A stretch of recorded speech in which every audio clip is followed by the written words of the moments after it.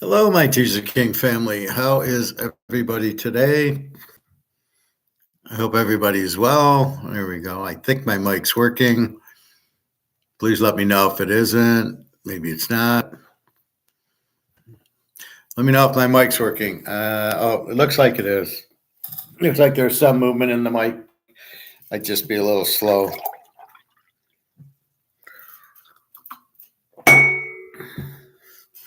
Anyway, how is everybody today? Hope you're well. So I have a big title because I've been watching a lot of videos on YouTube, and nobody knows what they're talking about. I'm going to kill that little reflection from the sun just said.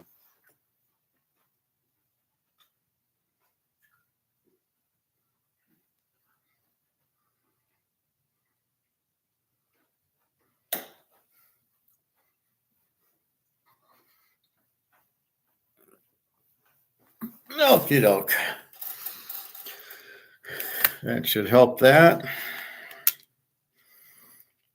So I see what they're talking about a lot. Hyperinflation and the banks crashing, the market crashing. And a lot of it is people just don't know. They don't understand it, but they see the word inflation or banks crashing. But they don't really know what it is, or they can't explain it well. My Daria, finally, excuse me.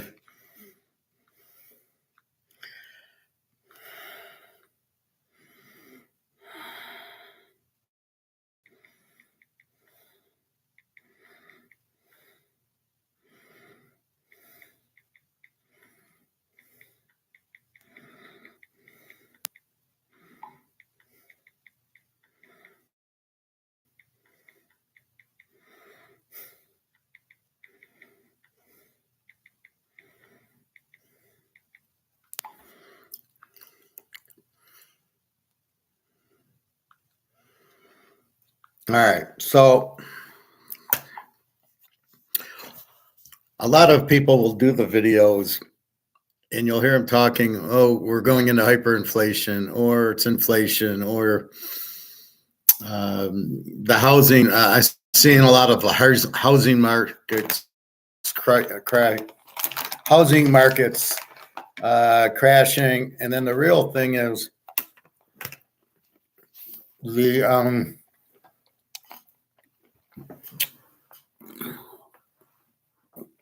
the biggest thing I don't understand is the Federal Reserve and the Fed's funds rate. They think that this is what causes high interest rates on mortgages and cars, and they're so fucking stupid.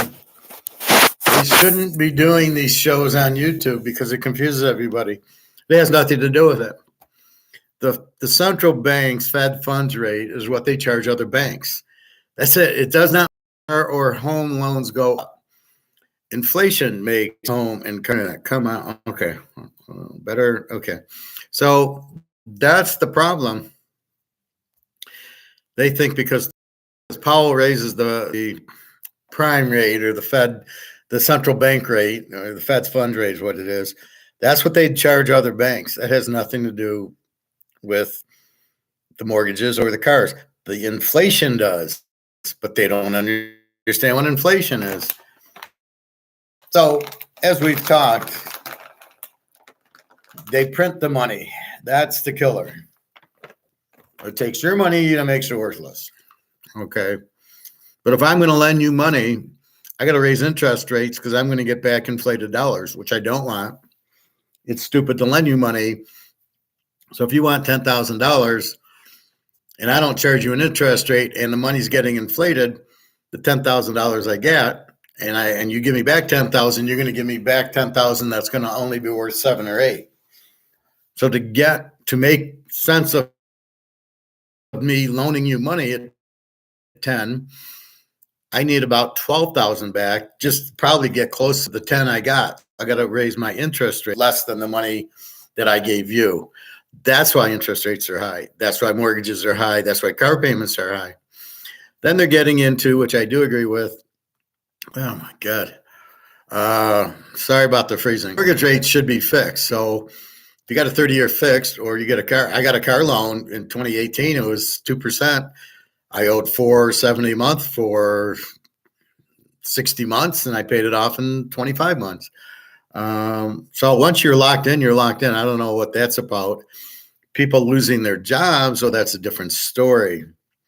And I apologize for being late. I got a phone call just as I'm about to go on for a job, remote job, at a hospital, which I've never worked at. He said that, and I said, well, Ford, you can do anything. And it's all just numbers and looking at a ledger, looking at payables, doing Excel spreadsheets for budgets or whatever.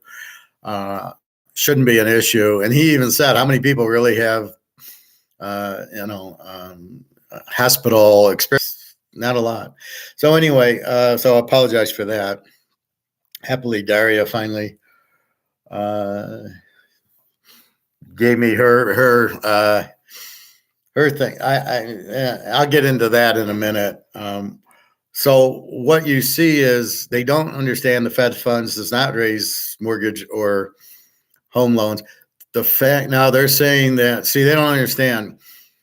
Once they start talking the prices going down, then they're Keynesians and they don't understand the market. Your house theoretically should go up because as the inflation is hitting and making the money worth less, it should take you more money.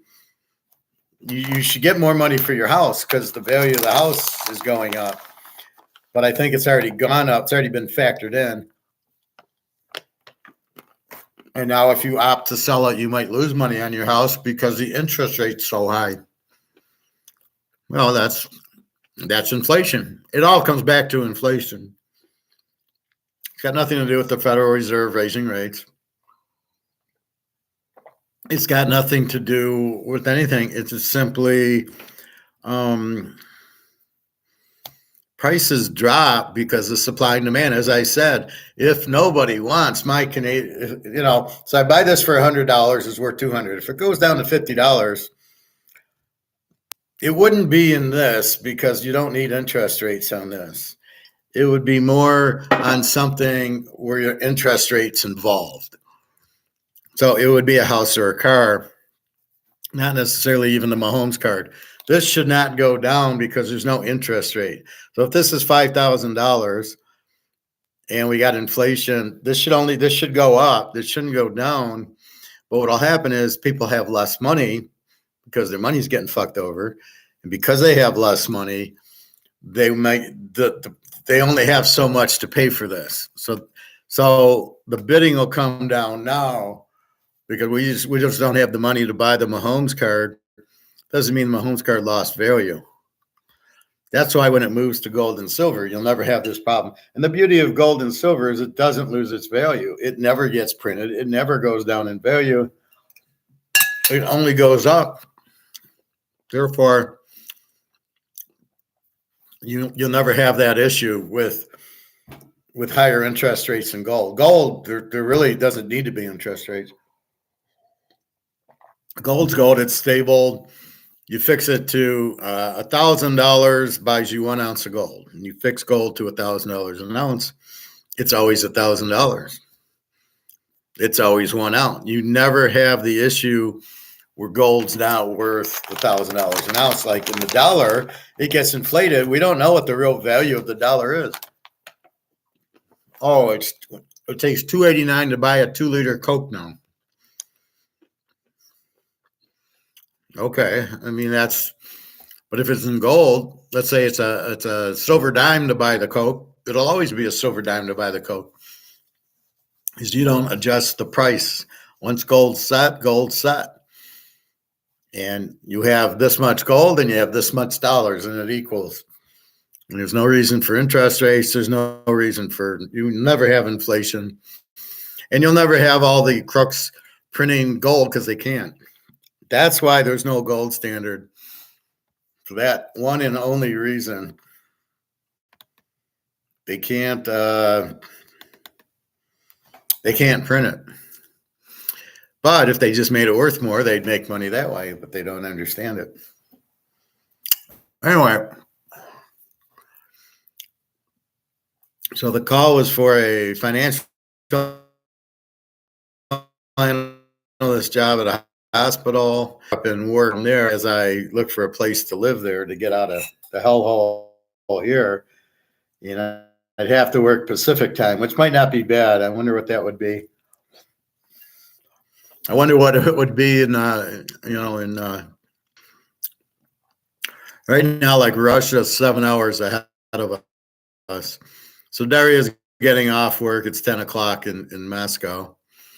I don't know what time it is there. So it's 10 o'clock. So it would only be noon. So now it would be a 12-hour time difference. That'd be real fun. I wouldn't know which day it is. So we'll see. I got to submit, but I was looking at my resume and it sucks. That's why it took so long.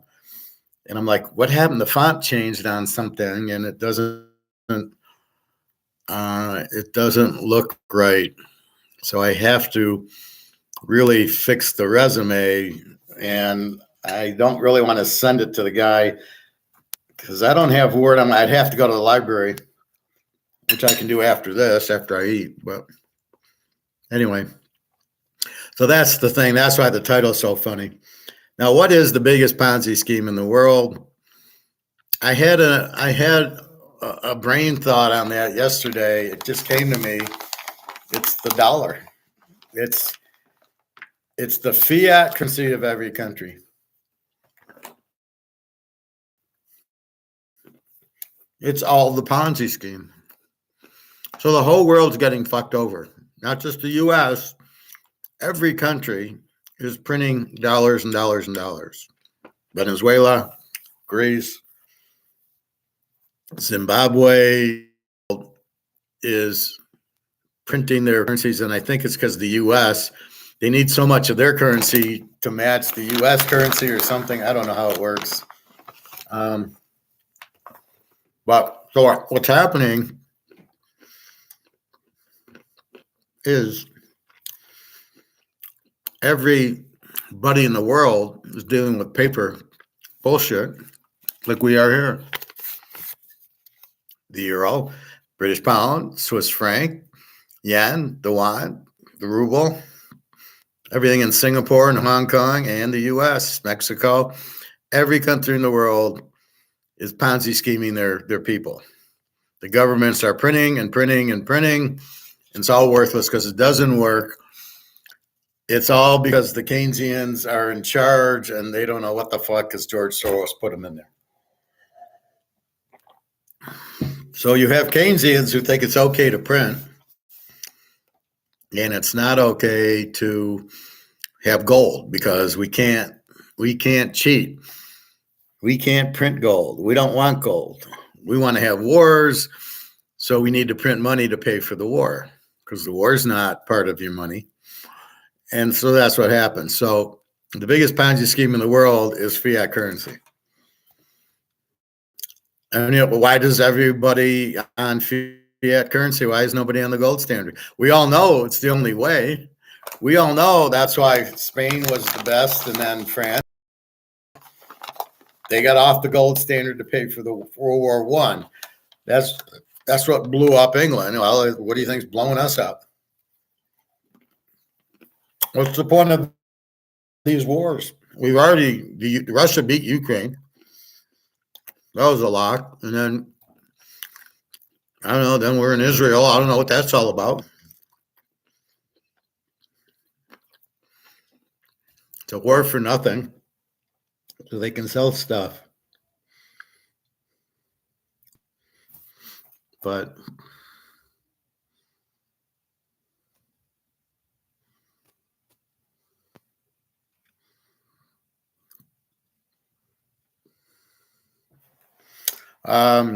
anyway,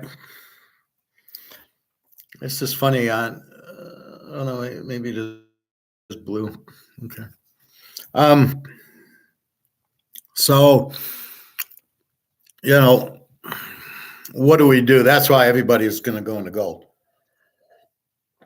So here's this giant Ponzi scheme of everybody in the world getting fucked by their government printing in monopoly form their currency. Even Switzerland and Germany, China and Russia and everybody. So even Putin's printing his rubles to death, but he's got all this gold. So they're just waiting for the U.S. to crack. When the U.S. cracks, here comes the gold standard. Sorry about that. And that's it. And then once the gold standard's out there, Katie bar the door. It's the gold price will go so high you won't believe it. Will they price fix it later? So all the fiats are going bankrupt, and then here comes gold, and they're going to have to revalue gold much higher. Are they going to then let it go to free market? So if it hits 100,000, it hits 100,000. Will it be the medium of exchange and we won't use the dollar? That's my guess. That's what it should be. And everything else. So so in my mind, we have to go to gold because everybody's going to get blown up in fiat. And so they know the only safe haven will be gold. And when that's the safe haven, there's a lot more demand than supply, and the price goes up as long as it's at a free market price where it's bid on, then it goes up. So why is your house going down in value? It's because of the interest rate. So when you get things that you need interest rate, houses and cars, the value goes down because the interest rate has to be so high with the inflation that you need to lower your house, the value of your house, to sell it. So it's $500,000 house. But wait a minute, interest rates went from 2% to 10% now. Sell it at $500,000 because my $5,000 a month, nobody can afford it. So I got to lower my price to sell it because I got to get it to a price where plus interest people can afford it. I'm over the market. The market's here and I'm trying to sell it here. And it's because of the interest rate. So I got to adjust the interest rate out of my thing to get back to the market because the market's not going to pay what it can't afford. It can't afford $5,000 a month. They're not going to pay it. And basically what's happening. So it's really not, it's affected by the interest rate, which is the inflation, as well as the dollar's going down. So you're better off. That's what I'm saying. You're better off in gold than anything else. So I had this interesting talk at the club. Talking to the receptionist, she's all sad, like she was crying. So I said, "Are you okay?" Being the kind man I am. And so I said, "I'll take your mind off of it. Let's talk gold." That always cheers me up.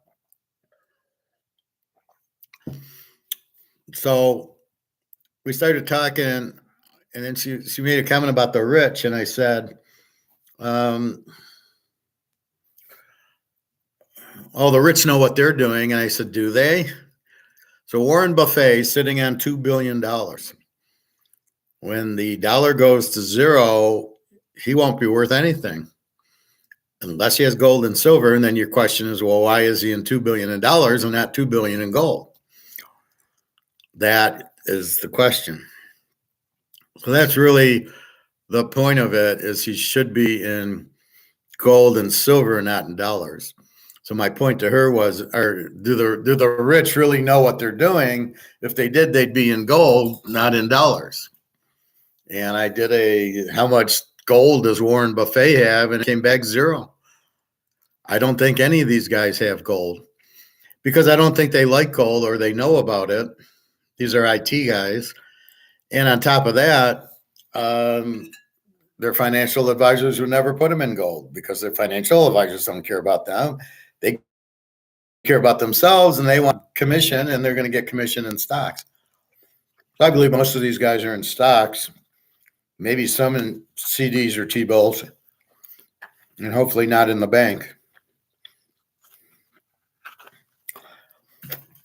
So you can see why the biggest Ponzi scheme is the dollar, is the fiat dollar, because it's not real. It doesn't have a value. And now everybody's getting fucked They think they have money. They don't. Even Warren Buffett. I think I have $2 billion.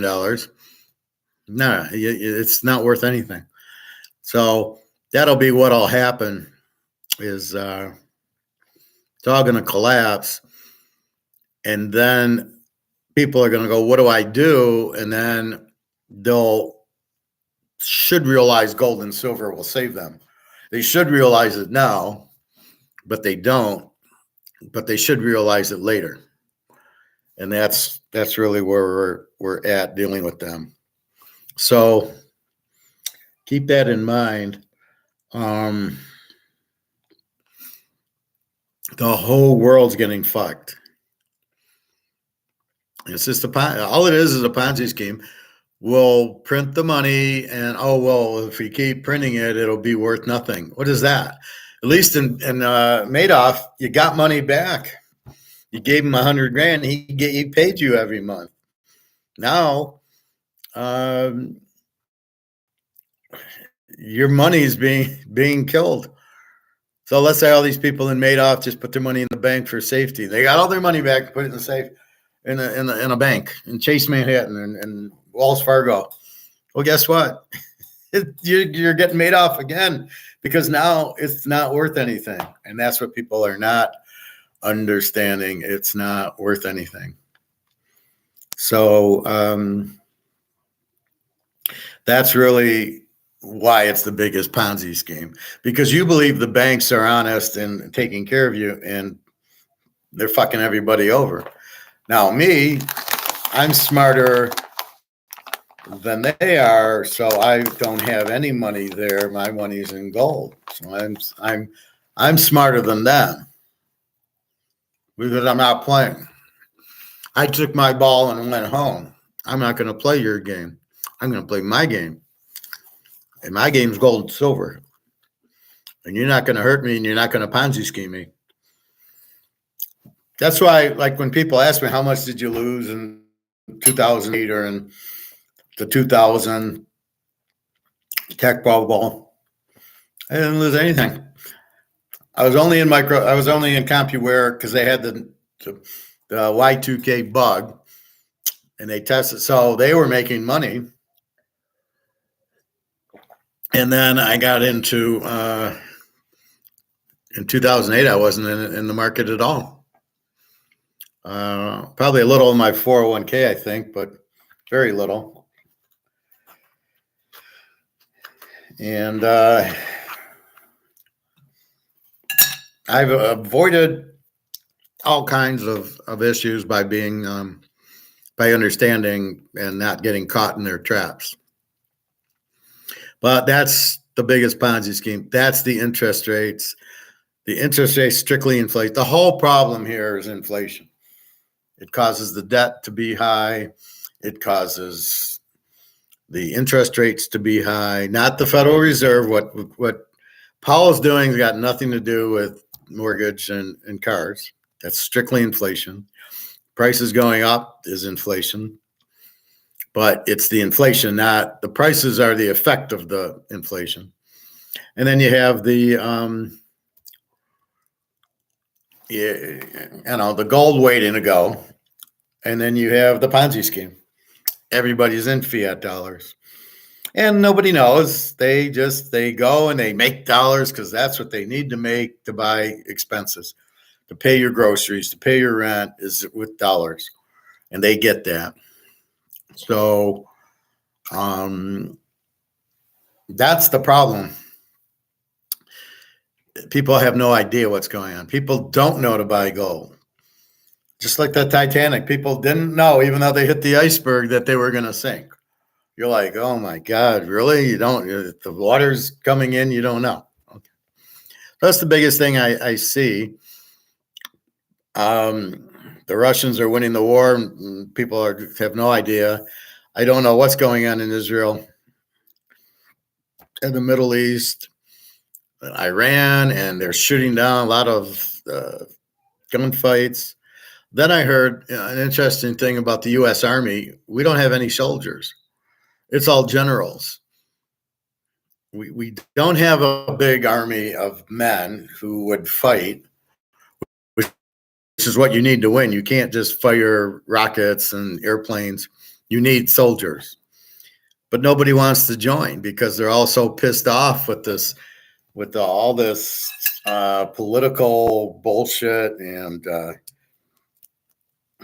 what's happening, that they don't want to join because they don't like the country anymore and they don't want to be part of it. Before you serve for the country, wow, we beat Hitler and we're America, and I'm proud of it. Now nobody's proud of it. And nobody's joining. So the kids in that 16, 18, 22-year-old who would join the Army, nobody's joining. We don't have any men. And we will only fight if it's in our borders, which it'll never be. You can't attack us. We're too big. And so it ends up being like here in the Ukraine or in there, but we won't send troops because we don't have any.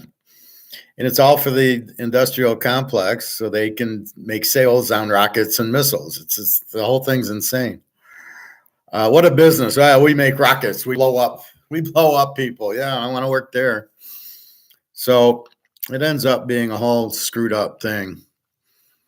But I'm seeing on YouTube a lot of stock market's going to crash. Well, it's going to crash because the foreigners are going to pull their stocks. That's why it's going to crash. And it's being boosted up by the government to say, look how good the economy is, reelect me. That is the only reason the stock market, it's to get reelected. That's why they say, oh, look, inflation's just 3%. Bullshit, it's 20% or more and going up every day as you print more and more money. That makes the money worth less and less. That's more and more inflation. What are you talking about? I love how they think you can reverse it. Or if we raise interest rates, that's slowing the inflation because we're going to measure it in a way that is not meaningful. We're going to measure it in prices. Well, what does that got to do with inflation? The market controls the price. I can tell you, if this I bought for $6 cashews, and if it was 20, I wouldn't have been buying it. At 2, I'd buy 2 boxes.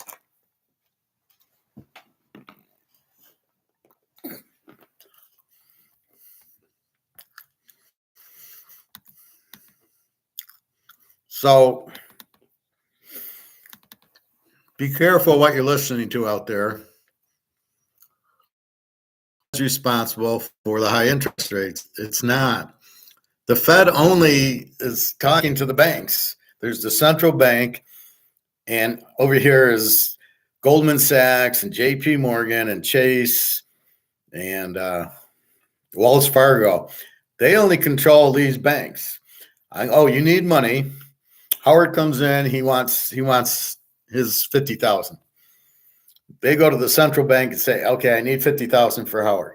Okay, we're going to charge you 5.5% for Howard's money. And then they send it to my bank, Fifth Third. And then I come in, I get the money. Well, where do they get the money from? From the Federal Reserve. So the Federal Reserve is going to charge you to get the money, which in turn you charge somebody, that's part of your banking fees. But what the inflation does is make the bank loan the money to you for houses and cars at a much higher rate because they're getting inflated money back. So the whole problem is the fiat currency is they just print and print and print. And the guys in charge are corrupt. And they're all going to get fucked, but they don't know it. So anyway, back to the girl at the health club. She's sitting there thinking, well, they know what they're doing. They're the rich. And I go, since when do the rich people? Since when do you know what you're doing because you're rich? I'm not confident that they know what they're doing. I said to her, well, if they knew what they're doing, why aren't they buying gold? I said, she thinks, well, they'll find an out. And I said to her, there is no out. The only out's gold and silver. If we had more outs, I would be telling you, well, you could go gold and silver, or you can go, and I kind of tell you, you can go gold and silver, or you can go Mantle and Brady and Jordan, or you can buy Rolex. Those are your outs, basically. Gold and silver are easy because they haven't gone up yet, and they're going to go. The Rolex is 50,000. Where's it going to go? It's already priced at 50,000. And you're going to need it priced in gold. And the Mantle card's $1 million, but it's going to need to be priced in gold. Gold doesn't need to be priced in gold. It already is gold. So I'm going to take an ounce of gold and buy a house, and I'll take a half ounce and buy a Mantle card, and I'll take another half ounce and buy this $5 million Brady card I show you. And that's really what it is. I mean, that's the point of it. So keep that in mind. So I'm telling her there is no other out but gold and silver, theoretically. Yeah, I mean, but Rolex and Mantle cards are assets also, as is gold and silver. Gold and silver are assets, but money. The others are assets, but they're not money. So like I said yesterday, I want to go to the grocery store. I'm not going to give them my Rolex any more than I'm going to give them my gold. I'm going to need the medium of exchange. So I'm going to have to trade in my Rolex for the medium of exchange, or the Mantle card for the medium of exchange, or the Mahomes card, or the gold and silver if it's not the medium of exchange. So what I'm hoping is that gold and silver become the medium of exchange. This is what I get paid in. This is what I buy things with. This is what I buy my house and my cars in gold and silver. There isn't more interest rates. Here's an ounce of gold. I own the house. There's nothing else. There's no interest. There's no mortgage payment. I've given you an ounce of gold. Give me the house, or 2 ounces, whatever. But it won't be much. It won't be a lot of gold because there's not enough gold to go around. So what you're going to have is a lot of people without it. That's why we keep buying silver, because there's more silver than gold and it's cheaper. So we're more able to work with it. As everything goes to the moon, gold's going to be 100,000 an ounce. Nobody's going to have that. Silver, on the other hand, will be 10,000 an ounce. Well, so more people will be able to afford silver because they'll realize they got to get out of the dollar. You cannot stay in this because it'll be gone. Poof, you're made off. So keep that in mind. That's why I'm telling you there is no out. Basically, you're fucked. But you're being made off now because instead of these people from Europe giving Madoff money, you have the Federal Reserve printing the money. How much do you need for your scam? Oh, you need $1 billion. I will print $1 billion. Here you go.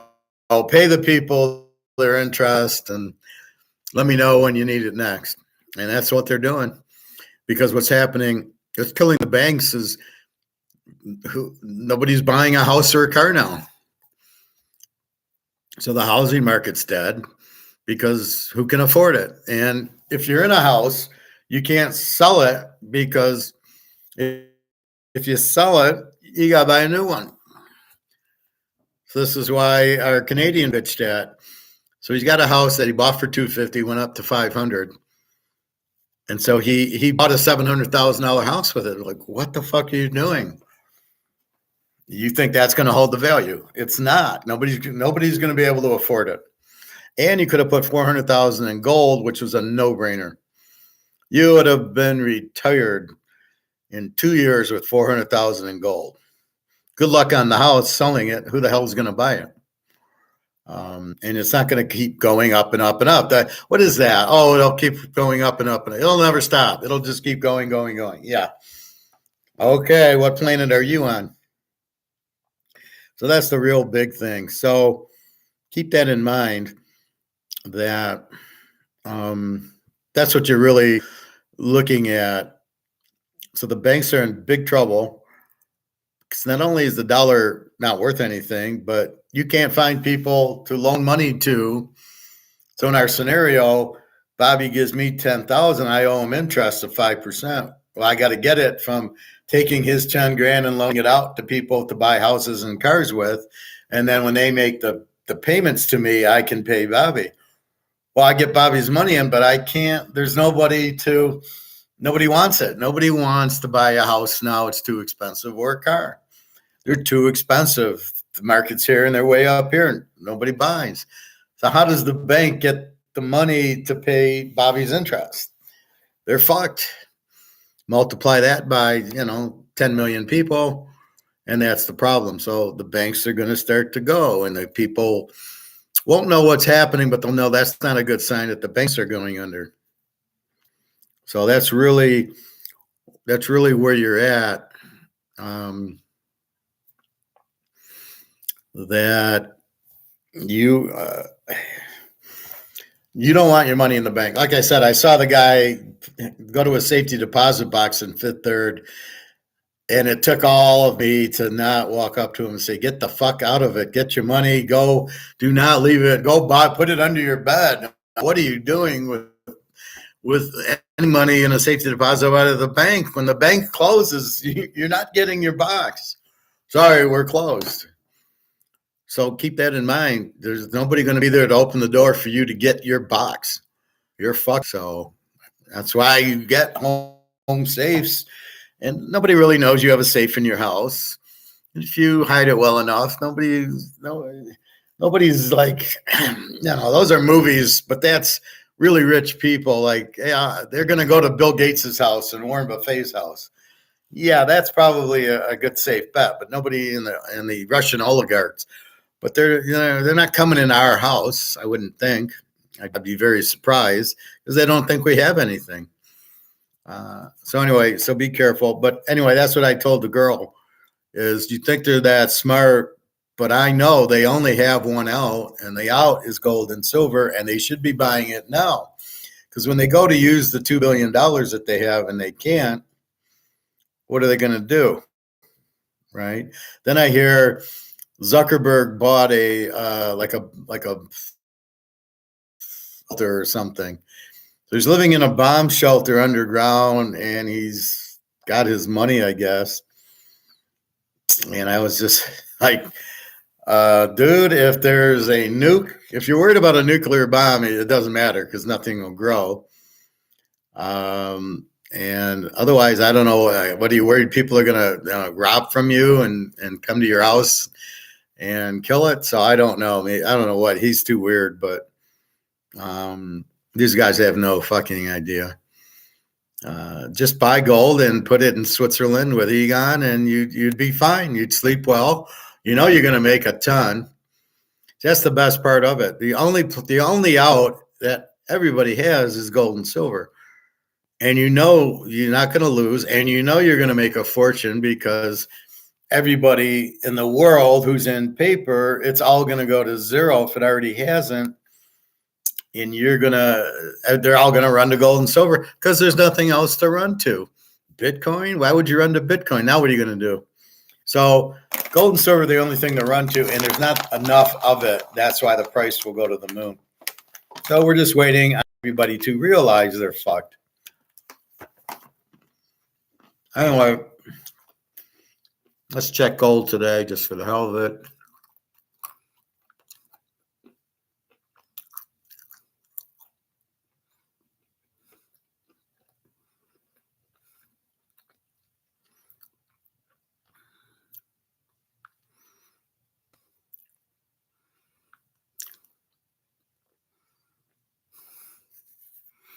So gold's down $20 at 20.41. Silver keeps getting hammered. Thank you. I'll probably go buy some 10 or 20 ounces Friday.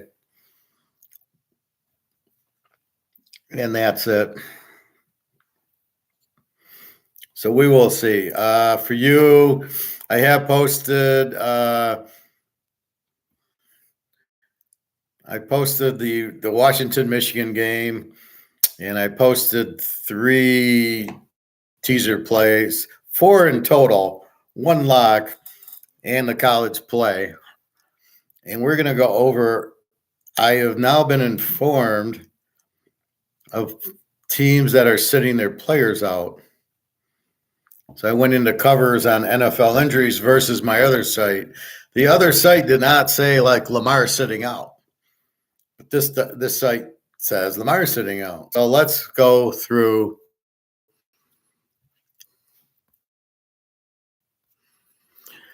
All right, Arizona. The only guy that we know is Kyler Murray, and as far as I know, he's playing. Atlanta, Tyler Heineke is questionable with an ankle. I'm really just going to read the quarterback, and then if there's a wide receiver type. Baltimore, Lamar Jackson is out resting. He needs a rest, the poor baby. So I'm going to put this in blue. Lamar is out, so I don't see it. So now things are starting to make sense. Does anybody else on Baltimore need rest? The poor babies. There's a bunch questionable.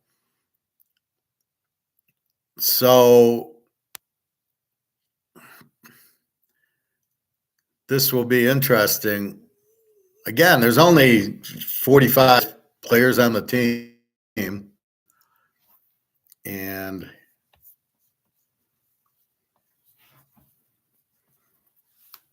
just a second. So you can't rest everybody. You need to put people out there. I would say the one like McCaffrey, he's not playing. That makes sense.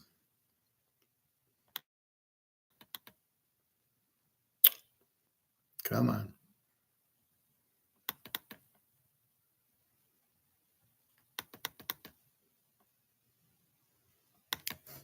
So Lamar's the only one. We've got a bunch of line. Queen is questioned. I saw him get beat up. He's questioned with the shoulder. So I could see Queen not playing. So Baltimore is going to sit a lot, which is good for Pittsburgh. Zay Flowers questioned with the calf. I can see him playing also. I can see him resting because now Baltimore is, we're going to lose. We're the 1 seed. We don't care if Pittsburgh wins, which is a really strange thing that they're not keeping them out. So in this situation, Baltimore is resting Lamar's. The only thing I see, Buffalo, a couple of questionables, a couple of outs, but they're injured. Carolina, Steve Young is probable. Like they're gonna play their players, like so they can win. They can win 2 games. Like it's so stupid. There's such an embarrassment. I mean, realize they could not win a game in the SEC. I don't think they could beat Vanderbilt. All right, so Young is probable. So they don't have anybody anyway. Let's get down to the Bears. Herbert, the running back's questionable with the back. Clement's going to play. DJ Moore's probable, so he's going to play. Baggett, I don't know why they got the grocery store guy questionable, but as far as I know, Foreman and Mooney are both questionable, but as far as I know, Fields would be playing. Cincinnati, Chase is questionable. Why are they playing him? Higgins is questionable. Again, Burrow's out. So why is Chase even playing? Talk about why get him hurt. He's already got a hurt shoulder. But as far as I know, he's questionable, not out. Cleveland now can rest. Myles Garrett is probable with the shoulder. So it looks like he's going to play. Now here's where it gets confusing. Kareem Hunt questionable. Flacco is resting, so Flacco is not playing for Cleveland. Well, I'm confused because Thompson Robinson's out with the hip and Deshaun Watson's out with the shoulder. They're on IR. So PJ Walker's your quarterback. And what if he gets hurt? Are you going to run the old Army T option? I mean, so this is really fascinating. Cleveland, I've never seen a wild card sit guys, but Myles Garrett's probably. Why is Myles Garrett playing? I mean, either you play your players or you don't play your players. But why is Myles Garrett playing and you're not playing Flacco? What's the point of that? So I really don't quite follow what Cleveland's doing. Flacco doesn't need rest. He's been ball for a couple of years. So really strange. So we know Flacco's out. Okay. God, they got a whole team out. Dallas, they shouldn't be sitting anybody. Deuce Vaughn. I like Deuce Vaughn. He's a State boys. He's out with an ankle. Dowdell's questionable. So Dallas is playing. Denver, we know Russell Wilson's out. And we should be getting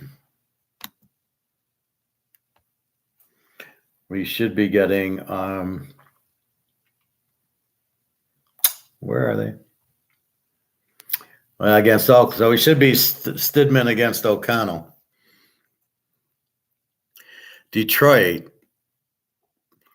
Probable. Laporta questionable, the tight end. This Williams guy, what a stupid draft pick that. What a bust. Questionable that he makes one catch and he hurts his ankle on the catch. And he was out there. He takes his helmet off. He's out the rest of the game. He's out. Now he's questionable. No loss. Green Bay's got to be going, everybody. They must win. And they're not. I don't know if they will against the Bears. I heard Walter Payton was going to play, but he died. But he still might play. Houston, they got to go. Woods.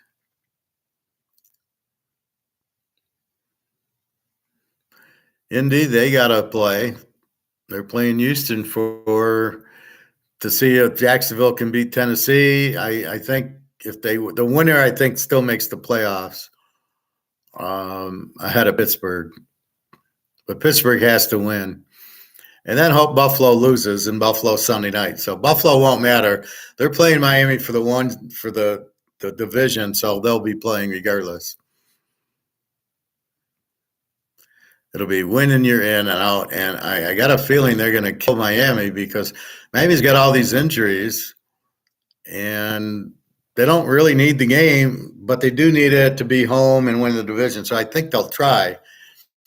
But Buffalo is going to play at a whole different level because if they lose, they're out. So look for them to put up a big number. Jacksonville. Now here you've got Trevor Lawrence questionable with the shoulder, and we know the ankle's still there. The high ankle sprain doesn't go away. It takes months, and that's it. So it's just Lawrence. Kansas City, there's another one. Mahomes is out. I have never heard Mahomes. When they were the 1 seed, they always played that last week. Mahomes is out. Pacheco, quads, questionable with a quad. Why isn't he out?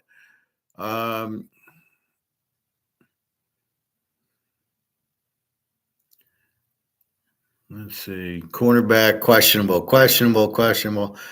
Mahomes out, questionable. So really, it's just everybody's questionable, but Mahomes is out. Very strange. San Diego. Well, we know Herbert's out, but he's out because of his injury for 3 weeks. Otherwise, a bunch of questionable. So today's Thursday, don't know till Saturday. The Rams.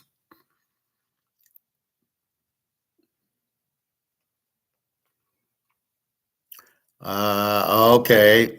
Now, Stafford out, Kupp's out, Williams is out. I love this. They're out to rest. So the Rams have Stafford out, Kupp out, everybody out. Interesting. Oakland, they don't have any players to sit out. Jacobs is questionable with the knee. Why isn't he out? Well, he probably is. And that's what are you going to do with O'Connell? Max Crosby, questionable with the knee. Why is he playing? I mean, I don't understand why any of these players would play. They might get hurt, and then they wouldn't. They got to go play tennis instead. Miami. So here we got Tyreek Hill questionable with an ankle. We got Acne running back questionable with the toe. We got Waddle questionable with an ankle. We got Mozart questionable with an ankle, and we got Tag probable with the shoulder. Now, as long as Tyreek Hill plays, the backup running backs are fine. Even the guy that replaced Waddle was fine. Their defense is a little shaky. Look for Buffalo to put up a big number on them. But what do? I mean, you're going to play Tag, and you're probably going to play Tyreek Hill. I don't see him. So he's got a question with an ankle. You're going to rest all your stars, get them ready for the playoffs, and then be a 5 seed instead of a 2 seed. Because if you win, now you're home. You get the next game at home versus you're going to be on the road for sure if Buffalo beats you. So this is like, now what are you going to do in the playoffs and you're on the road? I don't know that really helps you. So we will see. Minnesota, they don't rest. They need the game, but the reality, I don't see them. I think Green Bay needs to lose, and all these teams need to lose. I know Green Bay's got them. If they win, they go ahead of Minnie, and so does Seattle. They both have better records than Minnie. So if either one of those win, then Minnesota's gone. So this will be an interesting game with the Lions. But they're on at 1. Green Bay and Seattle are 4. So they won't know a score. So they're just going to play, let's do our best. The Giants, Tyrod Taylor probable. Good. We want him probable. And anybody that we even know. Yeah. Such a bad team. The JETSs. Oh, my God. Lazard's probable. Zach Wilson's out. So the JETSs are going to go with Simeon against Zappy. The over-under here is 30. I got to check the win as long as the win. Okay. New England.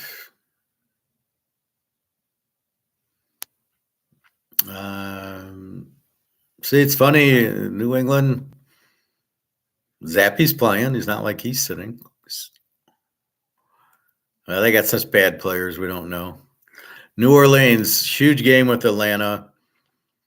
Tampa probably wins. New Orleans has a chance at the wild card if Green Bay loses, I believe, because they'll both have 9 wins. And they're probably ahead of say they have to win. New Orleans. Well, depending on what happens with Tampa, it could either be Tampa loses and then the winner's wins the South, or New Orleans. I think they're the wild card if they win. Olave's questionable. They need the game for sure. Kamara's questionable. So we need those two to figure out what the hell to do. Philadelphia, they have to win to get, because they're on the same time as Dallas. Now, Dallas should kill Washington. That shouldn't be much of a thing. But Philly, with that defense, how did they win all those games against like Philadelphia, or against Baltimore and Buffalo and all these? And now they can't stop the win. I mean, there's a few injuries, but their starters are Hurts, and those guys are of course playing. Pittsburgh needs the game. Najee Harris questionable. Pickett is probable, but they're going with Rudolph the Red-Nosed Reindeer against, I guess it would be Henley from Utah is the backup. He's not terrible. Okay, he's not terrible. He can move them. This will be a good opportunity for him. Pittsburgh, so Pickett, he's probably gone. Rudolph, Looks good. You got your quarterback in Rudolph. I don't know what you're fucking around with Pickett for. So you can see if he's any good when you know he sucks. The Niners, let's see. Brock Purdy out. He needs to rest. This is like getting ready for the draft. I love the he's out Sunday resting. The fuck. McCaffrey is out Sunday resting too. So what is their mindset? However, the Rams aren't playing. You're lucky the professor's here though, because what does this do to the game? I don't know who LA's quarterback is. I'm hoping it's Stenson Benson. I'd love to see him play against Aaron Donald, or no, Donald. Whatever. Aaron, or no, the quarterback, Donald. So we got McCaffrey out. Means Purdy out, McCaffrey. That's it, I guess. I thought Deebo Samuel might sit it out too, but it looks like he's playing. I don't even see him here. I guess they need somebody. Seattle must win based on Green Bay, and they'll be playing the same time. Green Bay loses, Seattle wins. They're in, I believe, over New Orleans, but we'll have to double check that.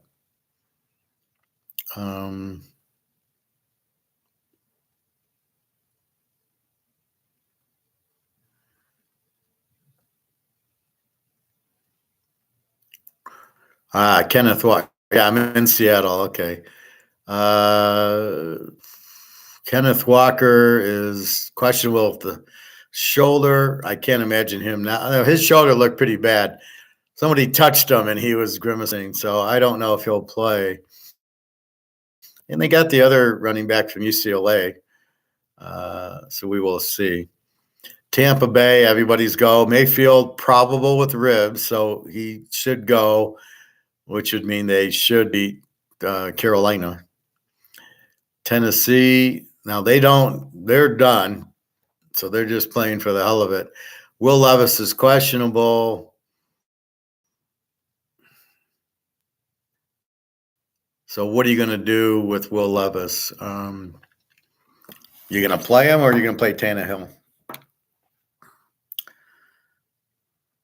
And then how good's Jacksonville if Lawrence? I don't know. This seems pretty scary as far as I'm concerned with Tennessee's a strong home dog. You expect them to just lay down and you get the win? I mean, that's why I'm surprised Baltimore's laying down. So Levis is the only thing for Tennessee. Washington has nobody to even be concerned with. Brissett, questionable at the hammy. So Thurston Howell, the third, will be going. Okay, now let's go to the line.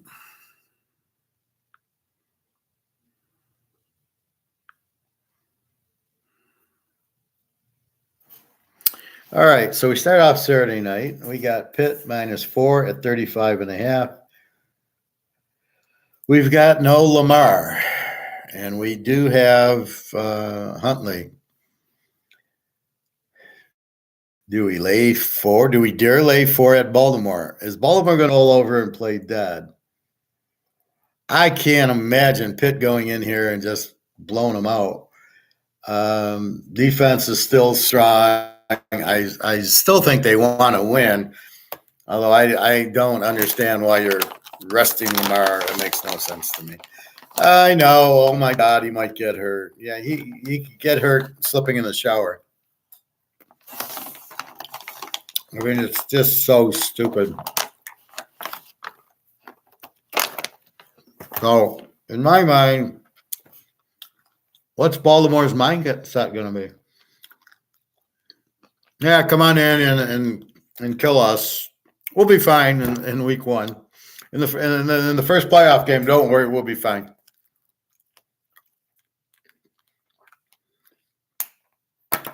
So I don't know what to do with this at this point. I don't think Pitt's going to kill Baltimore. I don't think so. Huntley's still going to try. There is a game, Detroit at Green Bay, several years ago. Aaron Rodgers doesn't play because they've clinched or whatever. And Matt Flynn is the backup for Green Bay. And he plays. And he throws for like 500 yards and 6 touchdowns. It was like they just kept throwing long passes and connecting. Another touchdown, and they won like 42-10. Now, Detroit didn't need the game for anything because, they never are involved in the playoffs. But here's Green Bay with a 1 or 2 seed resting their guys, playing their backup quarterback, and he lit up Detroit. He inevitably took a big contract because he had one good game against Detroit. And this is how stupid the league is going, oh, we'll pay him $20 million a year. And he sucked, but he had one good game. So just because they go to the backup does not mean it's Pitt 42-0. I will not believe that. The over-under at 35. Now, is Lamar so good, or is it the system, as we always talk about?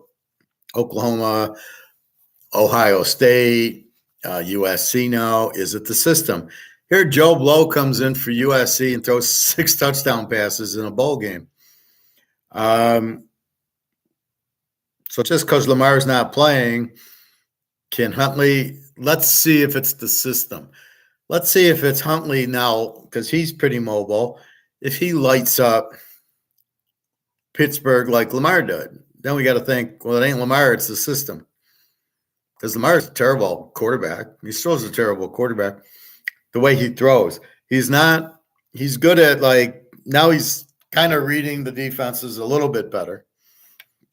I still question if he blitzed the guy. But I just don't think there's going to be a big talent drop with Huntley. Look good at Utah. So I got to be careful here. I don't think it's just Pitt. Oh, Lamar's out. Baltimore's going to just lay down and Pitt's going to win by 30. This is a rivalry game. I just don't see that. Houston, Indy, the winners in the playoffs, the losers out. Indy's 1.5-point favorite, 47.5. This is the Saturday night game. Stroud against Minshew, over under 47, 22 defenses. Indy's got the Philadelphia coach. Now I understand who the coaches are. So the Philadelphia offensive coordinator is now the Indy head coach. And that's why Philadelphia sucks and Indy's playing pretty decently, apparently. I don't know.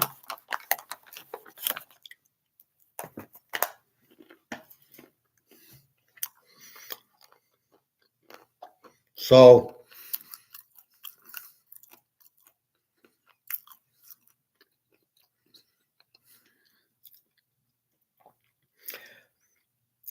Spider senses to take the home dog. This is a playoff game, and this is how I would play a playoff game. This is, to me, an even game. Indy's an over team, so they can score, is to tease the dog. As you see me in the A team, the Washington-Oregon games, the Washington-Texas game, the Washington-Michigan game, they're all even. Even the Michigan-Alabama, it was even. Tease the dog, you get a winner. So in my mind, that's what I like here, is probably tease the dog. I don't. It's not easy for a team to go on the road who's not very good.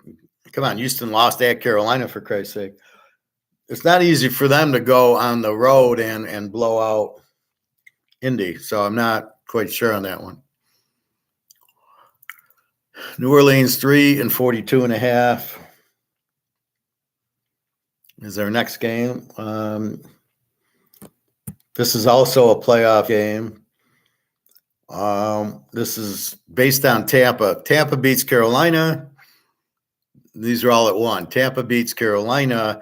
I think New Orleans gets a chance if Green Bay loses. Green Bay's in.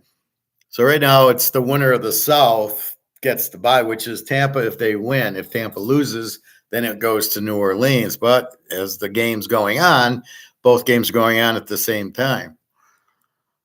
But if Green Bay loses and Seattle lose, I think New Orleans in.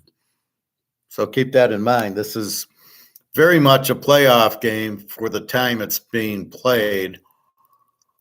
Atlanta has a chance if Carolina loses, if all these other teams lose. Well, more than likely, it's New Orleans at home. Win, and then you hope Tampa loses, but then you hope Green Bay and Seattle lose. Cincy 737.5. Again, you have no Flacco. Will Chase play? I doubt it, but he might. We do have Browning playing, and so I guess it's going to be PJ Walker going against Browning. Interesting. So if Chase plays, I might take Cincinnati, although Myles Garrett supposes is probable, so I guess he's playing. So I don't know what's going on here. Why you're sitting Flacco down. New England 1.5, 30.5. Simeon against Zappy. Now I got to check the weather. I got to go to that other site and we'll go through weather. 30.5 with Zappy and you know with Jones and whatchamacallit, Jones and Zach Wilson, maybe I go under. But Simeon's been scoring and Zappy's been scoring. I'm not sure. I need 24 fucking points. Now, there's supposed to be some severe weather, which we'll have to play this game Sunday or Saturday night. And if the weather dies down, I got to go over 24 with Zappy. The Jets aren't playing well. They're a 24 defense. New England's got 17 defense, but not really. So I just think this will be a little bit. I mean, we don't need anything. We need 24 points. You get a kick return and a pick six, and boom, and one touchdown. You got 21. The Jets aren't this bad of an under, and New England isn't either. Not with Zappy, and they're not using Zappy stats. Jacksonville 3.5, 39.5.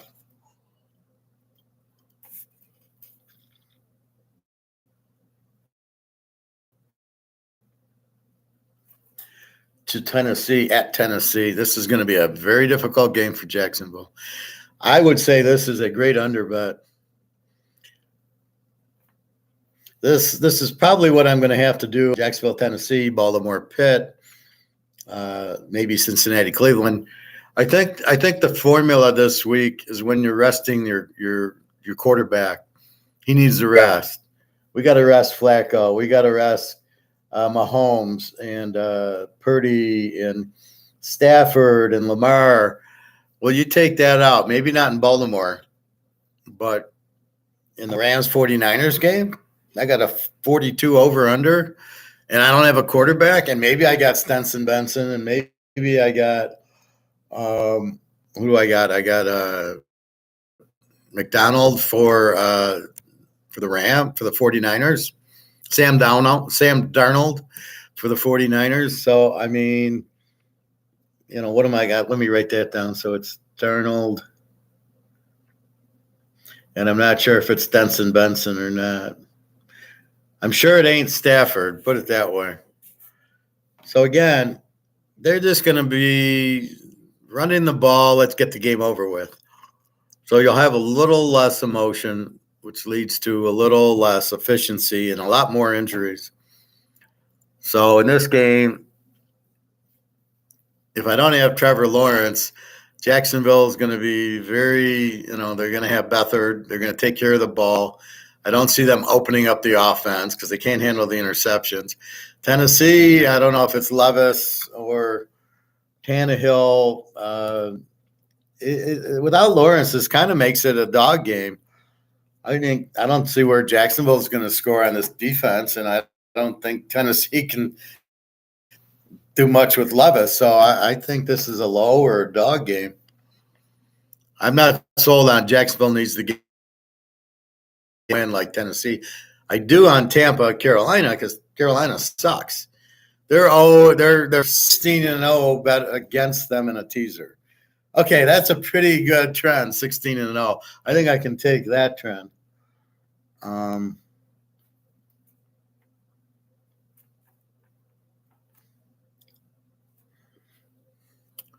right. Minnesota, Detroit. Detroit 3.5, 45.5. I played it under 2 weeks ago and I won 30-24 is a 54, and I think I needed 41. This is another 39. Detroit has a weak defense of 27. Now, keep in mind, you watch the Dallas game and you go, oh, look at the defense.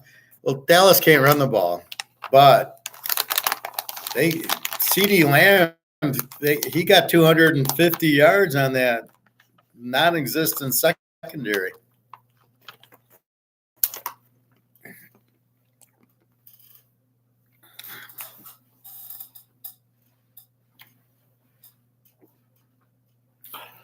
To join Olave's 200 when New Orleans played them, and DJ Moore at the Bears lit him up, and even Love lit him up Thanksgiving.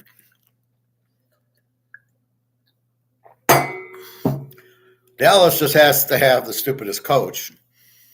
Now he kept, on one hand he kept when he did run, it was like a joke. You run up the middle, and the guy Pollard's terrible, and Dak with his pick. And, it really wouldn't have been close if Lamb didn't fumble the ball through the end zone, right? If he scores there, that's 27-9. That's 27-20. So they put 27 up on Detroit. I mean, they're at the goal line. So this will be interesting. Mullins threw for 400 yards the last 2 weeks ago and 4 touchdowns.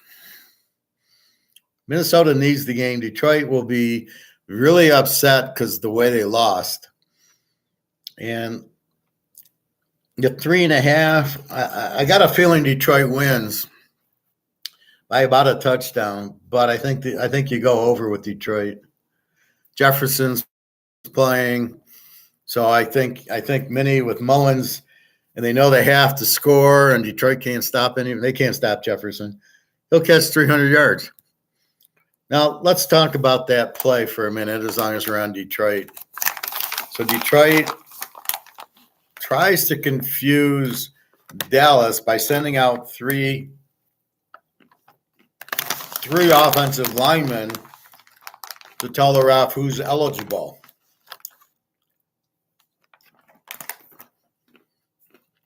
Good thought, terrible practice. Now, so number 70 goes out there, who's been reporting eligible the whole game. The ref sees him and says, oh, you're going to report eligible again. Otherwise, why the hell are you walking to me, right? So the lineman walks to the ref,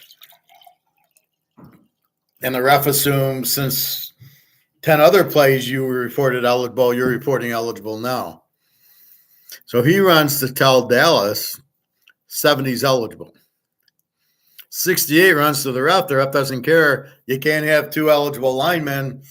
We've already got 70 is eligible. He reports it on the loudspeaker. Number 70 is eligible. He tells Dallas number 70 is eligible. So you're playing defense for Dallas. Do you look at number 68? No. Who are you guarding? Number 70. Number 70 is not in an eligible position. He's covered up by a wide receiver, as is number 68. 68 never reported because the ref never acknowledged him. He ran to the ref, but he never said, I'm eligible, because the ref's saying number 70 is eligible. So he assumes that 70 is eligible because he's been eligible the whole game. I don't know how many plays, let's say 10 plays. He runs out there, I'm eligible. And the linemen have to report they're eligible. So he goes out and the ref assumes it's 70. It's not, it's really 68, but he's already said 70 is eligible. Dallas, knowing this, covers 70 because you can only have one lineman eligible and it's 70 because the ref just told me it's 70. 68 goes out, he's open, he catches the pass. You can't catch the pass, you're not a receiver. That's why nobody was guarding 68. If he would have said 68's eligible, he never would have. He'd have been double teamed. Dallas isn't stupid. They knew what was going on. Also, you're going to run a tackle eligible play. Okay, fine, run it. But the ref's going to tell us who is eligible, and he's going to say 68's eligible. Then you're going to have the defense, the linebacker guarding 68 instead of 70, won't you? So the play goes off. It's going to be incomplete or intercepted. So all this primary talk about, oh, the ref screwed up, ref didn't screw up. The only thing the ref screwed up is assuming that 70 didn't say anything, but walking over to the ref, oh, you're eligible to this play. I got it. The ref's trying to move the game on. So if you listen to the penalty at 68's not eligible, he wasn't eligible. And the fact that Dan Campbell went over before the game and said this is a play we could run. There's a lot of plays he probably tells them we could run. Doesn't mean you're going to run them. So to blame the ref's ridiculous. I blame Dan Campbell. Why are you running such a complicated play?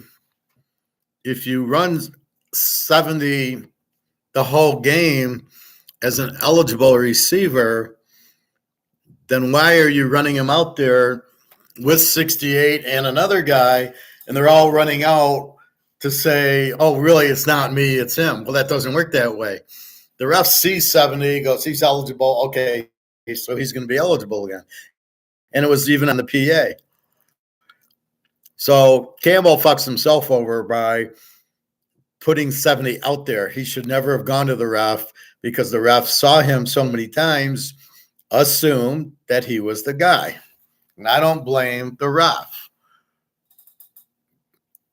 I blame that. I think what should have happened is 68.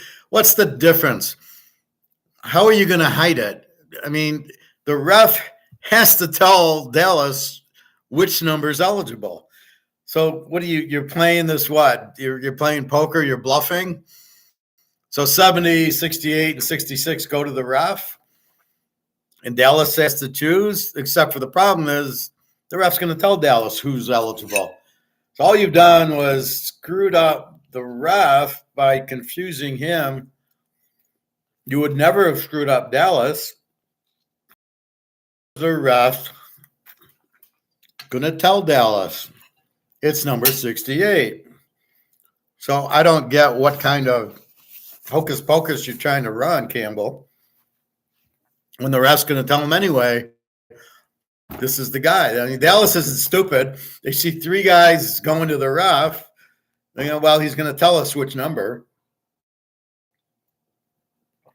And if you just had 66, 68, 52, 92, that's who they would have guarded. So they were guarding 70 and 68's open because 68 wasn't eligible. Why would you guard the left tackle in the end zone when you know he can't be eligible? So the whole thing was the Lions' fault. Campbell was being tricky for no reason because the refs are going to say, oh, well, it's 68 eligible. Oh, okay, we'll put Micah Parsons on 68 instead of 70. Not a problem. So who are you fooling? You're fooling yourself. You fucked yourself up because you ended up running the tackle who wasn't eligible out. And he caught the ball. And then you compounded it by on going for 2 at the 7 against Dallas and Micah Parsons ain't going to happen. You could have ran 100 plays. You weren't going to score. So what were you doing with that? It was never going to work. And then instead of tying the game, and then maybe you beat them in overtime, you fuck yourself because the odds on getting a 2-point conversion from the 7 have to be maybe 0. You know, again, this guy doesn't learn until he gets fired. Stop going for 4th down. Stop going for 2-point conversions at the 7. Fucking, are you a coach or an idiot? I know he's an idiot. Anybody thinking the 2-point and the 4th downs are idiots. All right, Tampa, 4.5, 37.5. So Mayfield's injured with ribs, but probable. No way he's not going to play against Steve Young, who's terrible. Tampa has to win. They win in their end, so it's a very simple focus on that. Carolina has nothing. I think Jacksonville, Tennessee is much harder. I mean, at least you got Tannehill, you got Henry. Carolina's got nothing. And they don't even have a coach. So I don't see Carolina doing. Yeah, they beat Atlanta in the rain, but I don't see that. Dallas, 13, 46.5 to Washington. After watching the Niners, and I needed the fucking over for $1,800, 12-1, 15-1. That was 11-team teaser, and I go 10-1. I go 10-1, losing the Niners by 2 points. It was 37. I had to go over 42 or 41.5. So in this case, look for Dallas. They got away with the win. They need the game to win the division.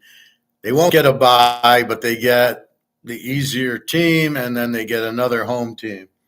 So they'll get 2 home games, which means a lot to Dallas. Washington's horrible. They're 15-1 against in a teaser.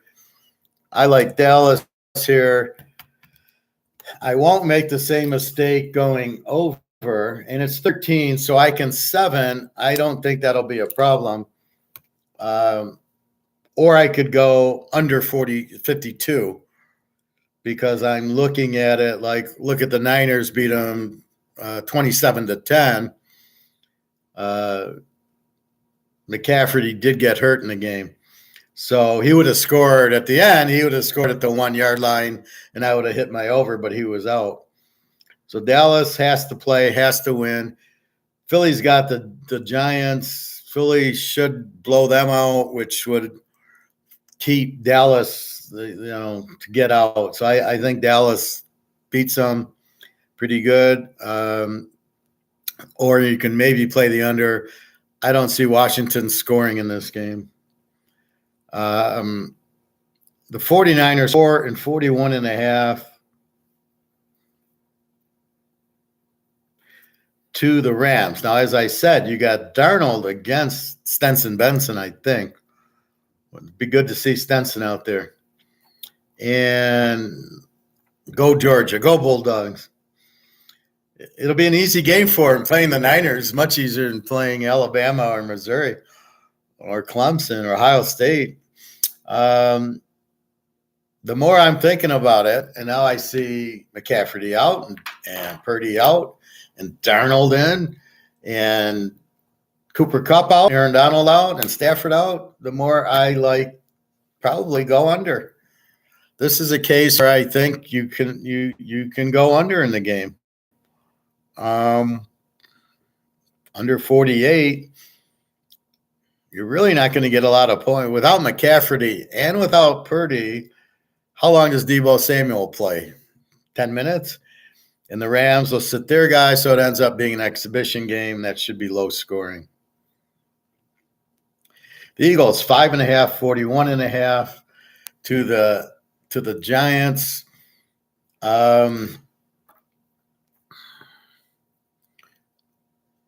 Hurts against Taylor. Looks like Taylor's going to play. We know Philly's got problems defensive, but not offensively. All they got to do is win, which they have to do. The Giants should have beat the Rams if they could complete the 2-point pass. The guy's wide open. I think you have 2 options here. I think you play Philly or you play over. The over 41. So we have to check the weather.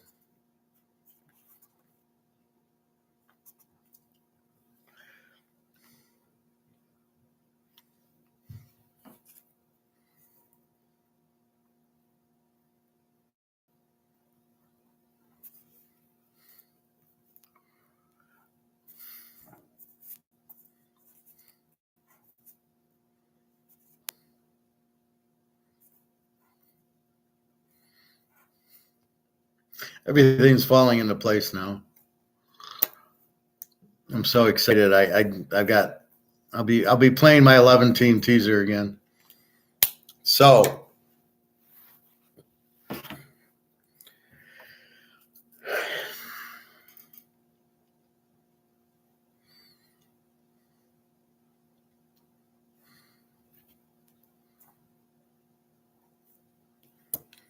Bobby Bo, how you doing? Doing a lot of economics first. I wanted to talk about a lot of YouTube things I'm seeing: hyperinflation, the housing market crash, nobody understanding the central bank and the interest rates. Well, I did that first, Bobby Bo, but I can recap it with you. Right now, I'm doing the NFL, and then I can go back over it with you. And I wanted to show you about taking notes and homework. So if I told you inflation, so we're going to talk about inflation. So you're going to, no, I don't have Mark McGuire because he's tomorrow. So you want to do homework. You want to know to take notes. So the first question is, what's the subject? We're going to talk about inflation today. That's what you write in and you highlight it. Okay, the discussion's on inflation. And then you're going to put, what is it? And I'm going to tell you it's increasing the money supply. You're inflating the money supply is what inflation is, because it's now losing value. That's your note, and you're going to highlight it, and you're going to say, okay, inflation is increasing the money supply, which lowers the value of the money. That's all your notes. Now you go, okay, this makes sense. Then I go, what's the effect of it? And I go, prices go up because it takes more dollars to buy Coca-Cola and Oreo cookies than it did before because the value of the dollar is dropping. So you're going to put that in your notes, the effect. And you're going to say, boom. And you're going to say it hurts poor people because they're on fixed incomes. And now their dollar's worth less is going to buy less. And now you can't do it. So those go in your notes. So you get to, then you get to, what? You get to, how do you survive it? How do you survive inflation? And you put down gold and silver, real assets. The Mickey Mantle card, the Rolex watch is how you survive inflation.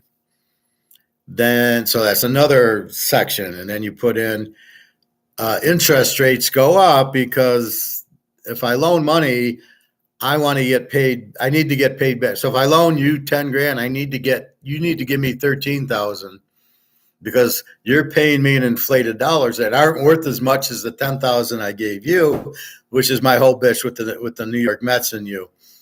And so therefore you've got to pay me 10% interest so I can get 13,000 from you. Otherwise, there's no point in loaning you 10 to lose money on it.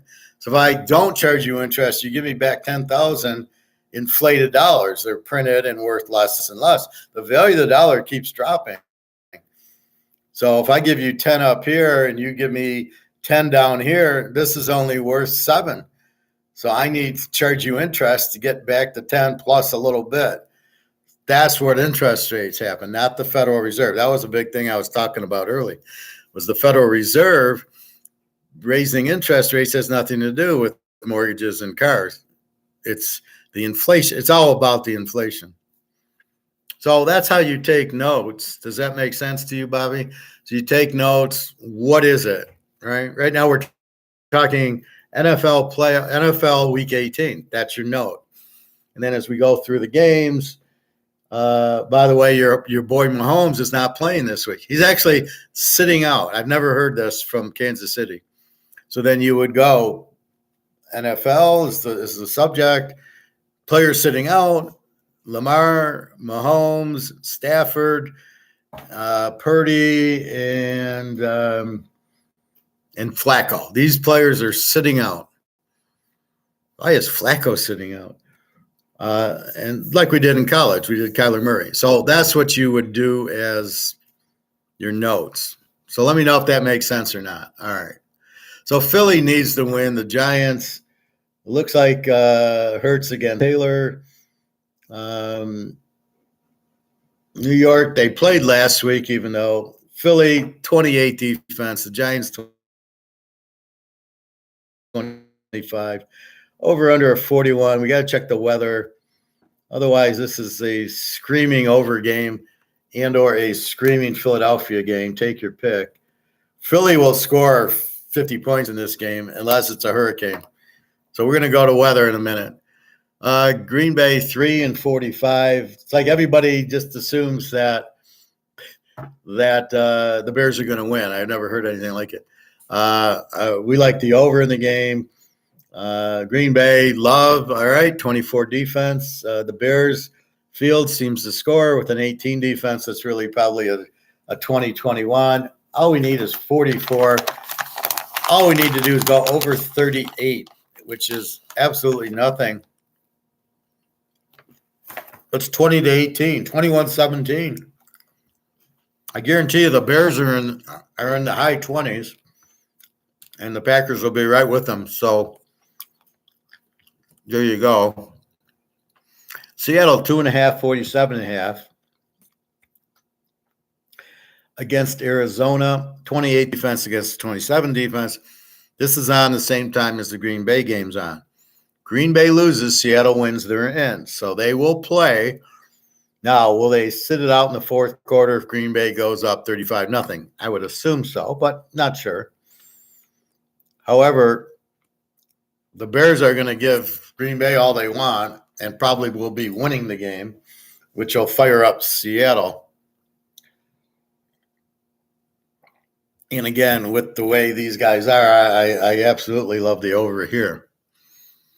Denver and Oakland. Oakland 2.5, 38.5. This is a meaningless game for everything but us. We've been betting and hammering Oakland under the last 5 games and winning with them, including last week against Indy. I think that's where I'm really getting sold on Indy is they beat Oakland at home, who I think's got a better team than Houston.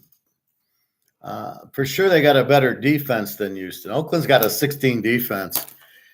And, O'Connell, he probably has some turnovers, so Stroud's going to have turnovers. He's no Greek god either. That's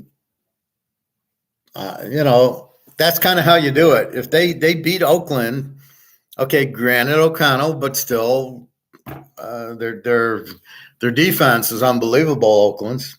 The last 6 games has been a 16 defense. So I think if Indy can put up 23 on Oakland, they'll put up 23 on Houston. So I think that makes Indy a good play and the over in the game a good play. Take your poison. So here you got to go under with Oakland. Who the hell knows? Stidham against O'Connell. O'Connell, it's probably a wash. Oakland's got the 16 defense. You got or go under with Oakland.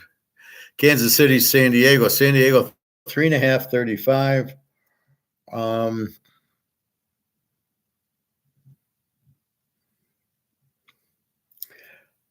KC's resting Mahomes. Who else could they got to rest?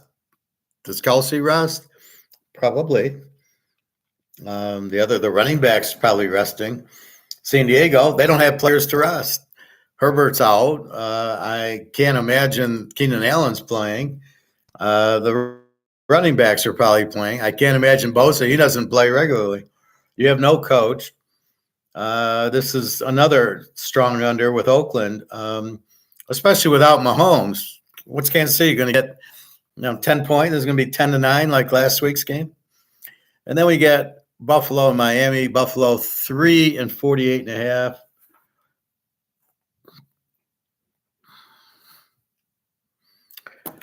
And I am looking at the over 42.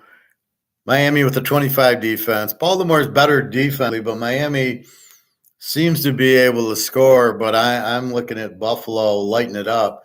And once they get up, they're not going to quit because they need to win. They must win the game. No matter what Pitt does and no matter what the other teams do, this is to get and win the division. And they won't be able to win. I mean, somebody's going to win the Indy Houston game, which and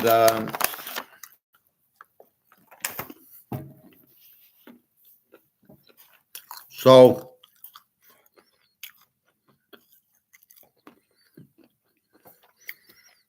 I mean, I think Buffalo, I think this is high scoring. I don't know if Mozart or Waddle are playing. I would say that Tyreek Hill, the other receivers last week didn't look too bad from Miami until Lamar got all over them. Yeah, they have a weak defense, and I think Buffalo scores a ton on them, like they did the first time, 48-20.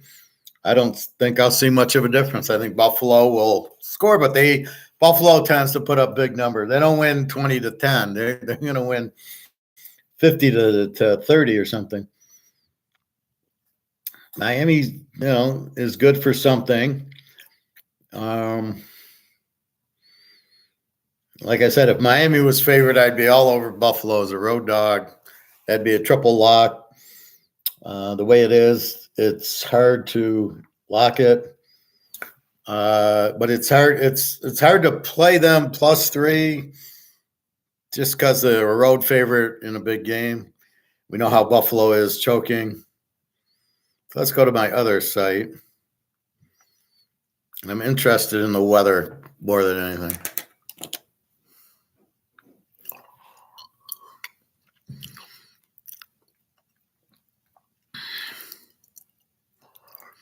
See, it still has Lamar as the quarterback. We know he's out. It's going to rain and 10-mile-an-hour winds, 37 degrees. What does that do to us? No Lamar and rain.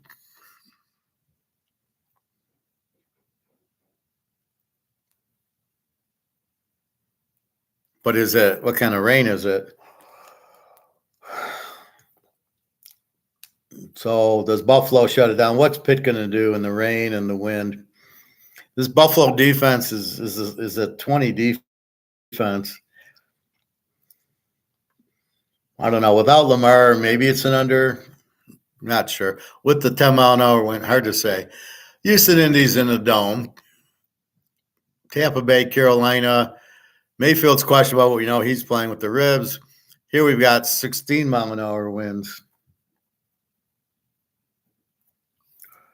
Does the wind help or hurt us? We want Tampa to clinch. We're only laying 4.5. We got winds. Can Tampa run the ball? Tampa's got the better. Well, they both have 23 defenses. Tampa's really not that good, are they? Over under at 37. What do we do with that?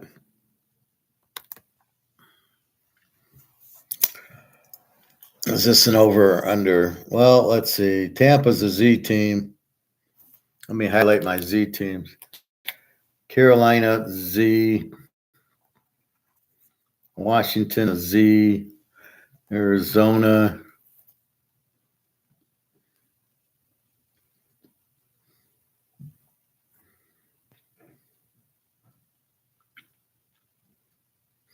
The New York Giants, I moved to W, but I'll keep them as a Z. Okay, so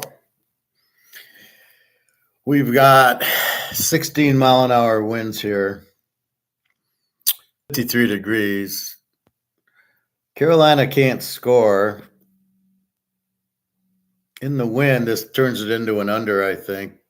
I think Tampa just runs and shuts them down, and Carolina, it's a little bit of points, and then Tampa wins 20-0 or something.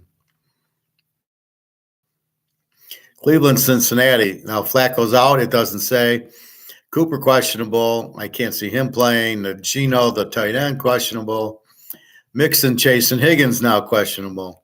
Well, if all that talent is out, this goes to an under. We've got 17 mile an hour winds, excuse me.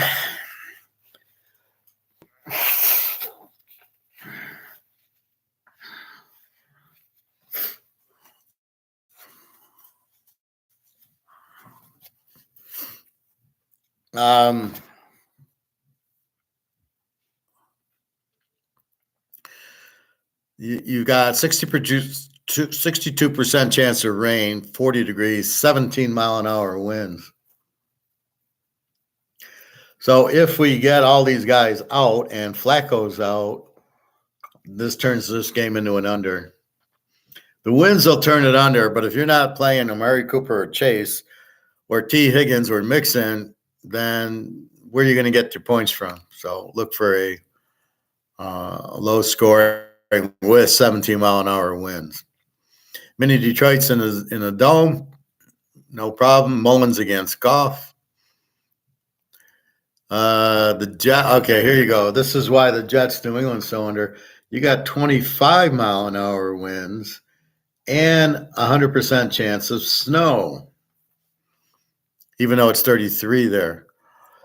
So you're looking at a shit fest there. Zappy against Simeon. You've got Jets with the 24 defense, New England with the 17. I still think it's too low, but if you're getting a lot of snow and high wind, turns it into an under. But how do you go under on a 30 or under 36? What am I in? Is this Iowa? So I still think this is an over, especially if it's Belichick's last game, which maybe we won't know till after the game. Last game in New England anyway. Yeah, they need to fire that guy's terrible. I don't know why they think he's so good. He wins. Brady won the Super Bowl. It's not him. Since without Brady, I think I don't think he's won a playoff game. He's well below 500 without Brady. So it was all Brady. And, so he steals credit for it. Like all the offensive coordinators and defensive coordinators at New England, it was all Brady. So it's going to be tough. It's really tough to go under 36 here, but that's the proper play with 25 mile an hour wind. So we'll keep an eye on this Sunday. It's Sunday at 1. Atlanta, New Orleans is in a dome.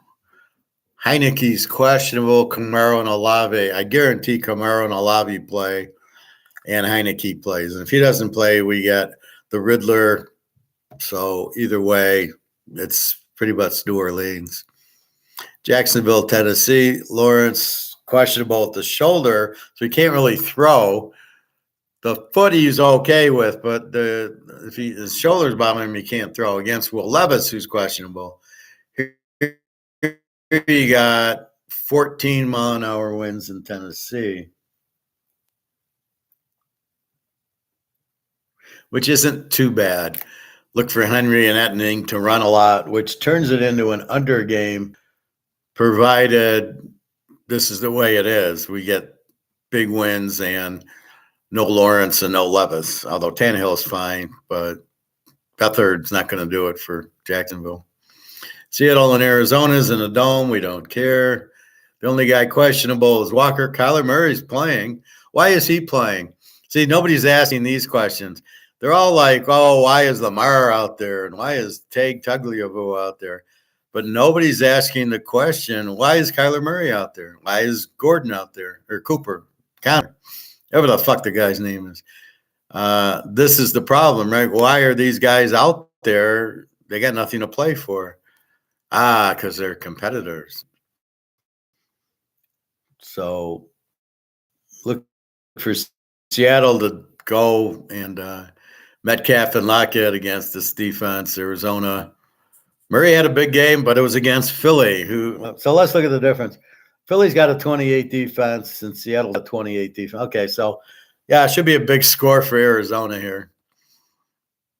The Bears and Green Bay. We have 10 mile an hour winds and 35 degrees. We got great weather for that game.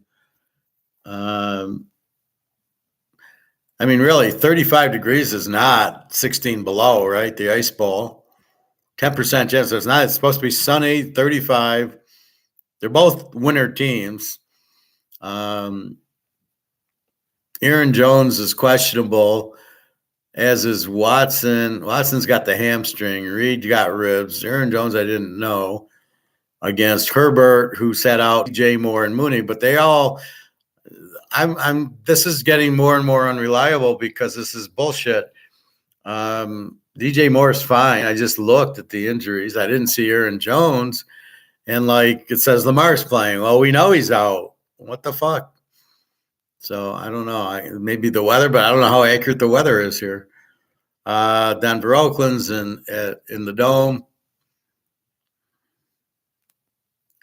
KC at San Diego in a dome. Why is San Diego in a dome? Keenan Allen questionable. I doubt he'll play. Pacheco questionable. Rice questionable. Kelsey's questionable. Now it shows Mahomes playing. Why he's out, and I guarantee you, if Pacheco and Kelsey are really, they're not going to play either. You're not going to get score in the game. You're going to win 3-0. Philly and the Giants. It says Tyrod Taylor's questionable. I just read Tyrod Taylor is fine. So again, maybe this is really old, but everybody, Devontae Smith's questionable. Hurts is fine. A.J. Brown, Swift. And from what I read, Taylor was fine too. So we got 12-mile-an-hour winds in New York. Not a problem.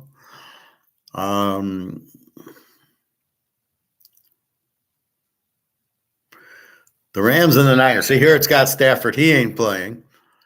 Purdy, he's not playing. I'm sure Debo. Well, McCaffrey's out.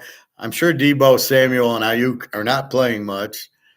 And for the Rams, Cooper Kupp's out, and Stafford's is out. And still a 41 over/under. I got to get that in quickly before it goes into the 30s. I better bet the under. So there's a lot, and in San Francisco, 13-mile-an-hour winds. It's a windy Sunday. 2 weeks ago it was really windy, or 3 weeks. Then last weekend it wasn't hardly any wind anywhere, and now this time it's windy. But I'm not worried about the wind in the Niner game. Dallas and Washington. Here's a little bit of a hump. We got 19-mile-an-hour winds in Washington. The problem I have is that today, or is this Sunday? So I got to go. I think I'll go to Google and look at Sunday's NFL weather, because I have a feeling, well, even if it isn't, they can't really tell Thursday what's going to be Sunday. They can guess 19 miles an hour, and then Sunday it could be 5 miles an hour, which is usually what happens. It blows through, and then it calms down. Anyway, we got 19 miles an hour, which probably lead more to Dallas getting turnovers on Howell and running and, hitting CD Lamb a little bit. But Dallas, Tony Pollard stinks. And then you got Cooks made that one good catch. Gallup, I don't know what Ferguson, I don't know what he does. So it's really CD Lamb, and then Dak's so bad that you never know what team he's throwing to. So the only chance Dallas has is to trade for a top 5 pick and either get Hartman, Caleb, Bo Nix, Penix, or I don't know, I'll think of a 5th one. Van Dyke's staying in school. These guys are staying in 6 years. What the fuck are they doing? And last but not least, Buffalo, Miami. It's 11-mile-an-hour wind in Miami, which is nothing.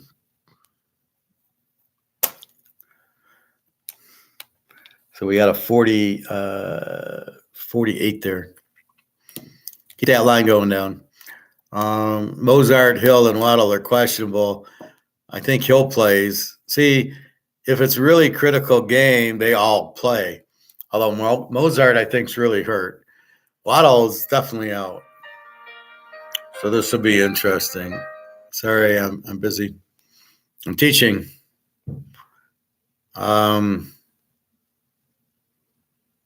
See, I'm starting to get calls for jobs because now it's like after the holidays.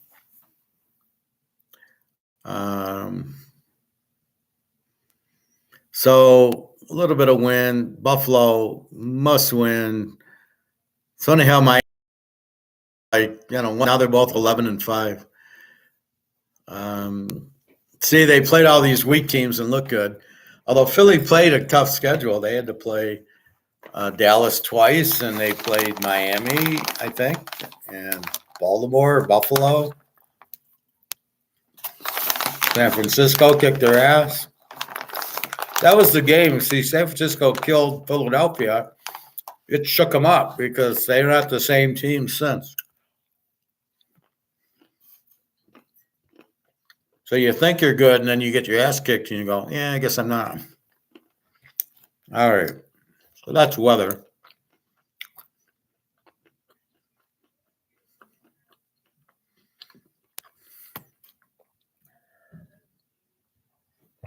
So no game tonight.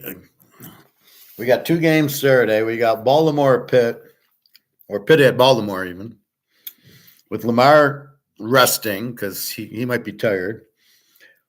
Another thing I hate about the league, this whole resting crap. Well, he might get hurt. We don't want that. So now he's going to sit out this week. He's going to sit out next week on the bye. So he's out for 3 weeks. Yeah, good luck going 40% on your passes in a playoff game against a good team who won the first week, right? This is the stupidest move you could make. His timing will be way off.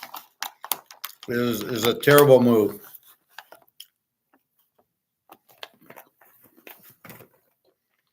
I don't know. Maybe he's sit Gus Edwards and Bateman, all these guys, why are they playing? And you know what? I'm surprised Mason Rudolph, he might get hurt in the game. He shouldn't play either. Or Dennis Johnson or Pickens. All right. So that is your plays. Your free pick is take Green Bay, Chicago over 44, 10-mile-an-hour winds. Chicago's not a bad team. Chicago, this game is Green Bay by 3. Chicago 9's a winner. Green Bay will not, I don't even think they'll beat the Bears. I think you get Love in a meaningful game. He's never played a meaningful game, never in college. So, I don't know. I don't know what you're going to get there.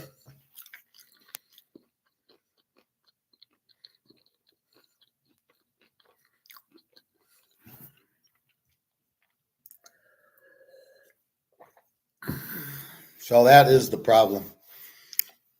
What do you get, Baltimore? And then we got Indy, Tennessee, or I'm losing my mind. Houston, Indy, Saturday night in Indy. Indy's the home dog. And I likes the home dog in these type of games, as you know. I like the dog usually, but it's even better when it's a home. I would have loved Chicago as a home dog. I'd be locking that game. See, just because the team needs it doesn't mean they're going to win it. Case in point, Jacksonville, Tennessee. Even though Jacksonville needs it, does not mean Jacksonville is going to get it. They got lucky they had Carolina last week. Okay, they beat them 26-0. That's Carolina. Carolina could not win a game in the Big Ten or, in the SEC or the Pac-10, they couldn't win a game. Or the Big 12. I think my Oklahoma State running back would get him. Ollie, Oxenfree. Ollie Gordon. Why don't I remember that name? I remember the Ollie part, but not the Gordon part. So,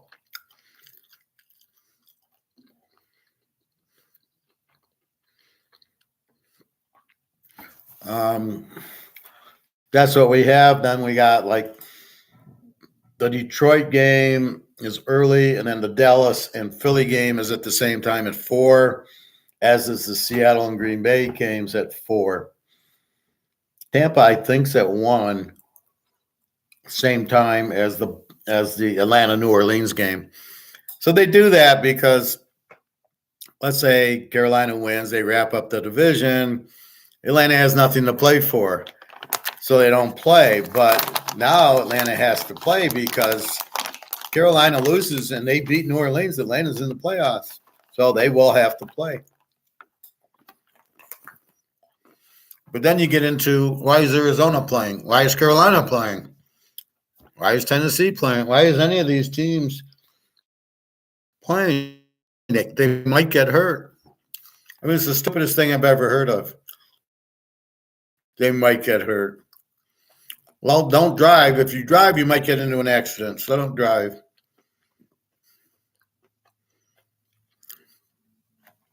It's really bullshit. It's so scary. They might get hurt. Well, Christ, it's football. Of course they're going to get hurt. All right. So that's it. Michigan, Washington. Let's take a look at that line.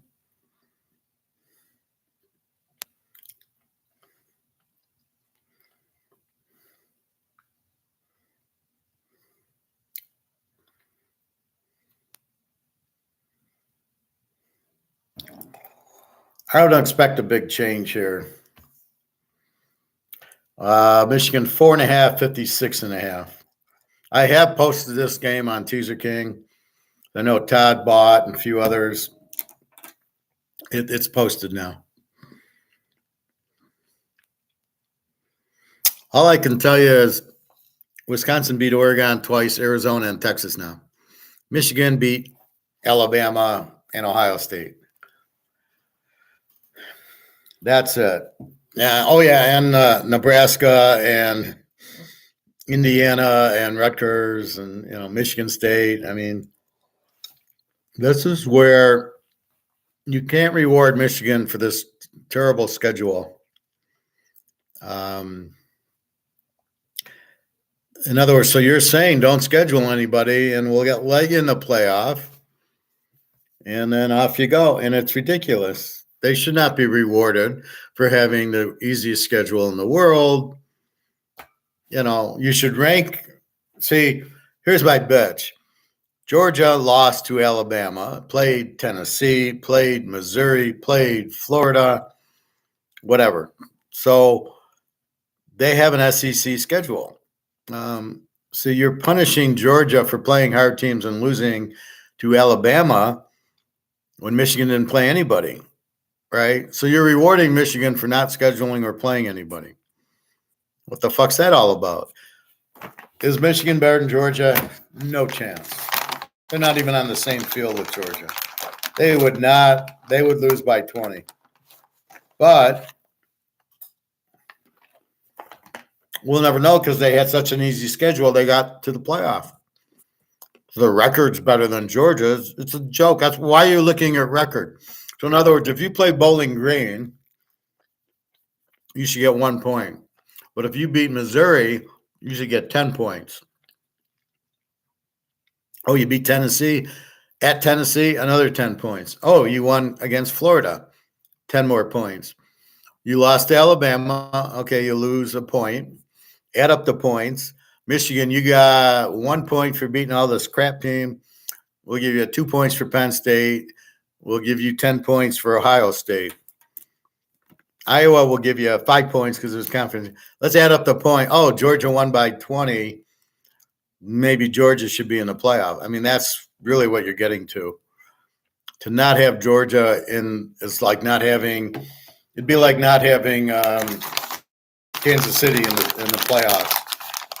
Well, the 1 seed's Baltimore, but KC, you lost to Denver, so sorry you can't come in. You want to have a playoff without Mahomes? That's what you did in college. You just had a playoff without Georgia.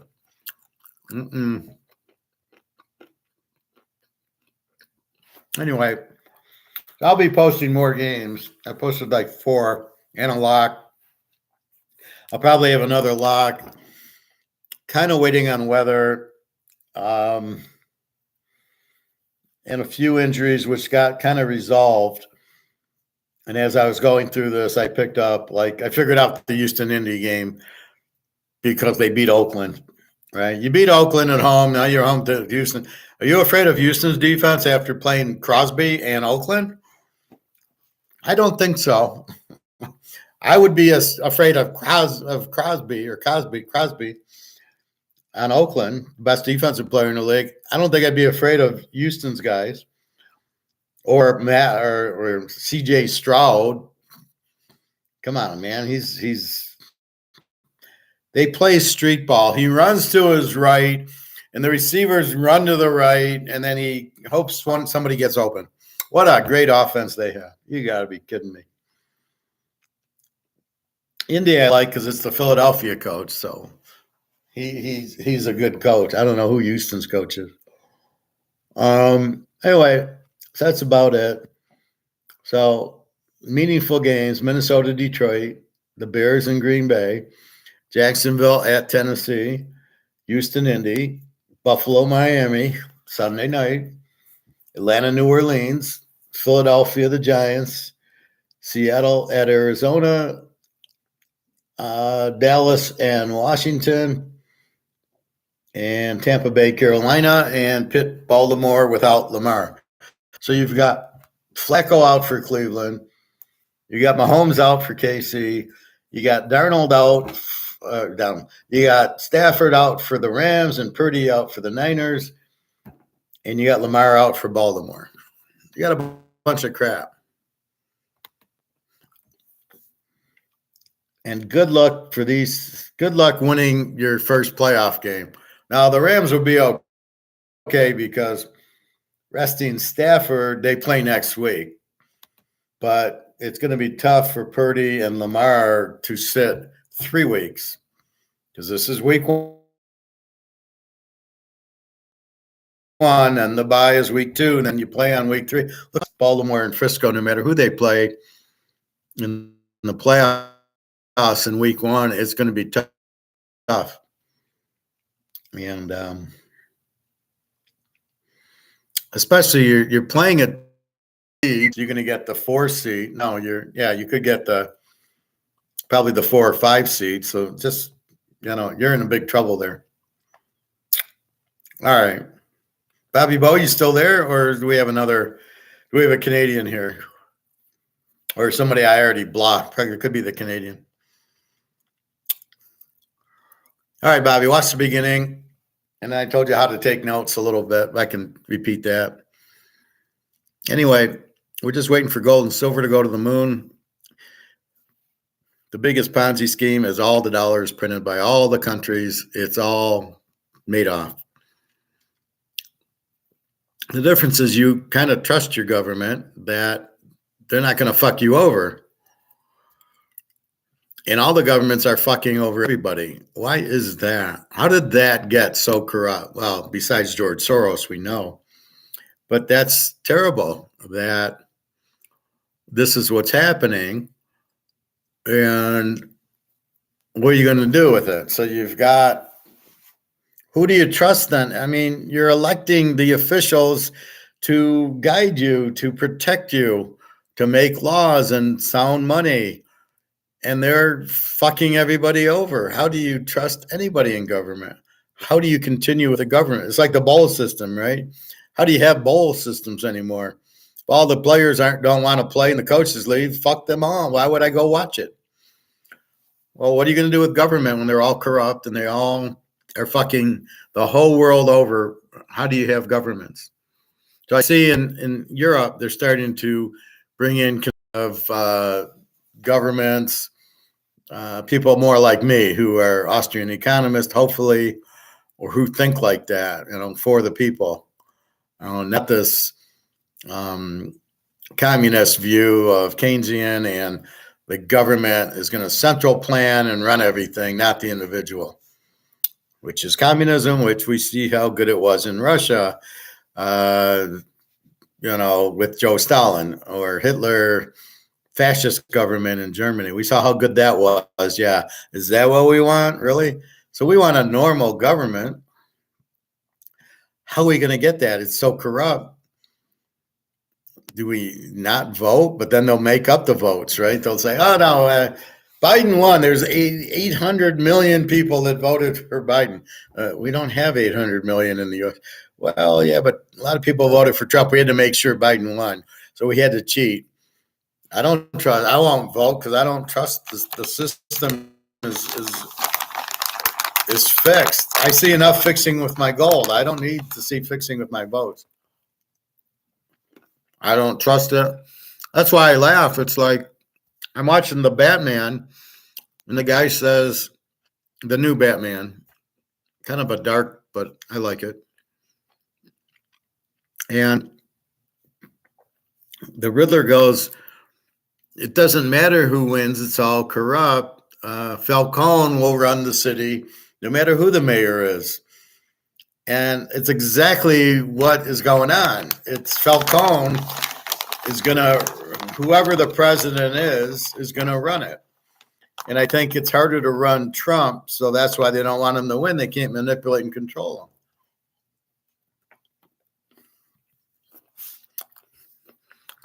But you watch, that's the problem with it.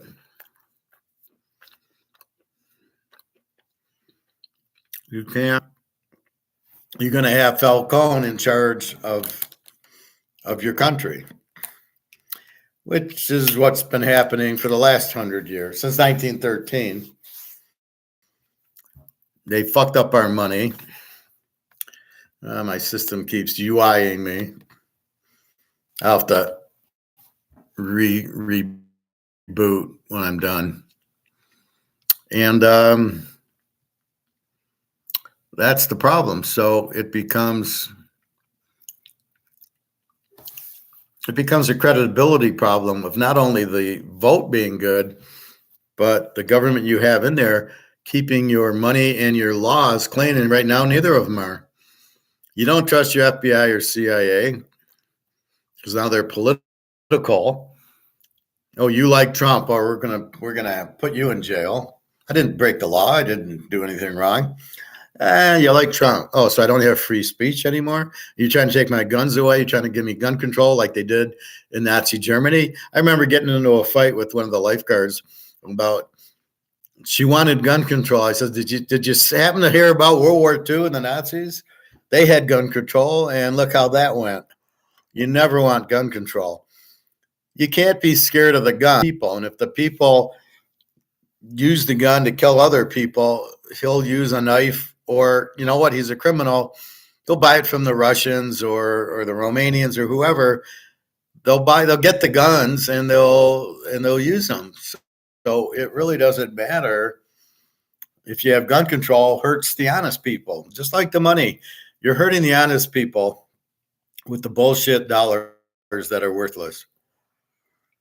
And most people aren't even educated anymore, so they have no idea about using the money. And this is the problem. So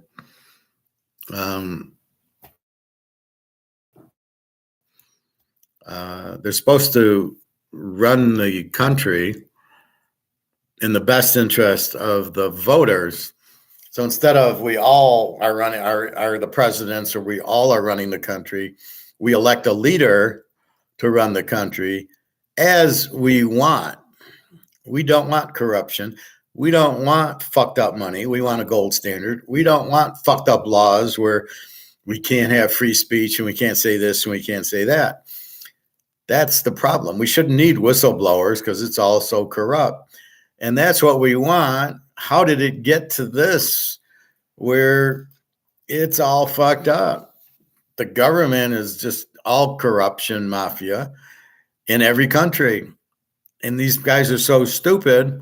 See, I told the girl at the swim, I said, these are idiots running it.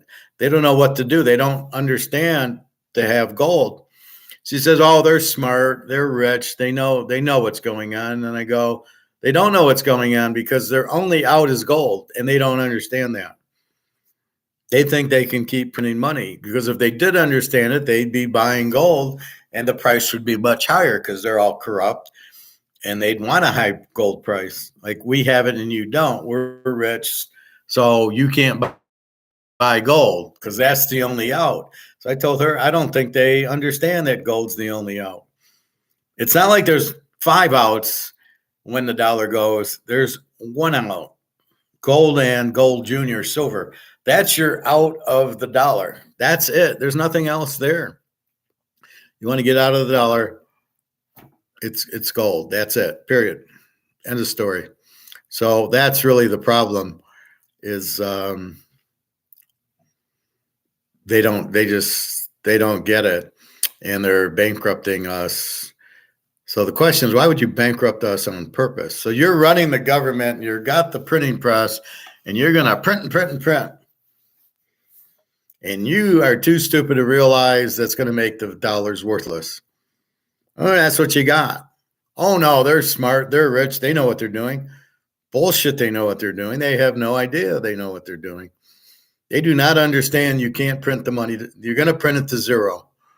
And that's what's happened all over the world, including Rome. You think the Romans were so smart and they took all the gold and silver out of their coins and they basically fucked up their coins and their money and their financials. And that's the end of the Romans. You think they knew what they were doing?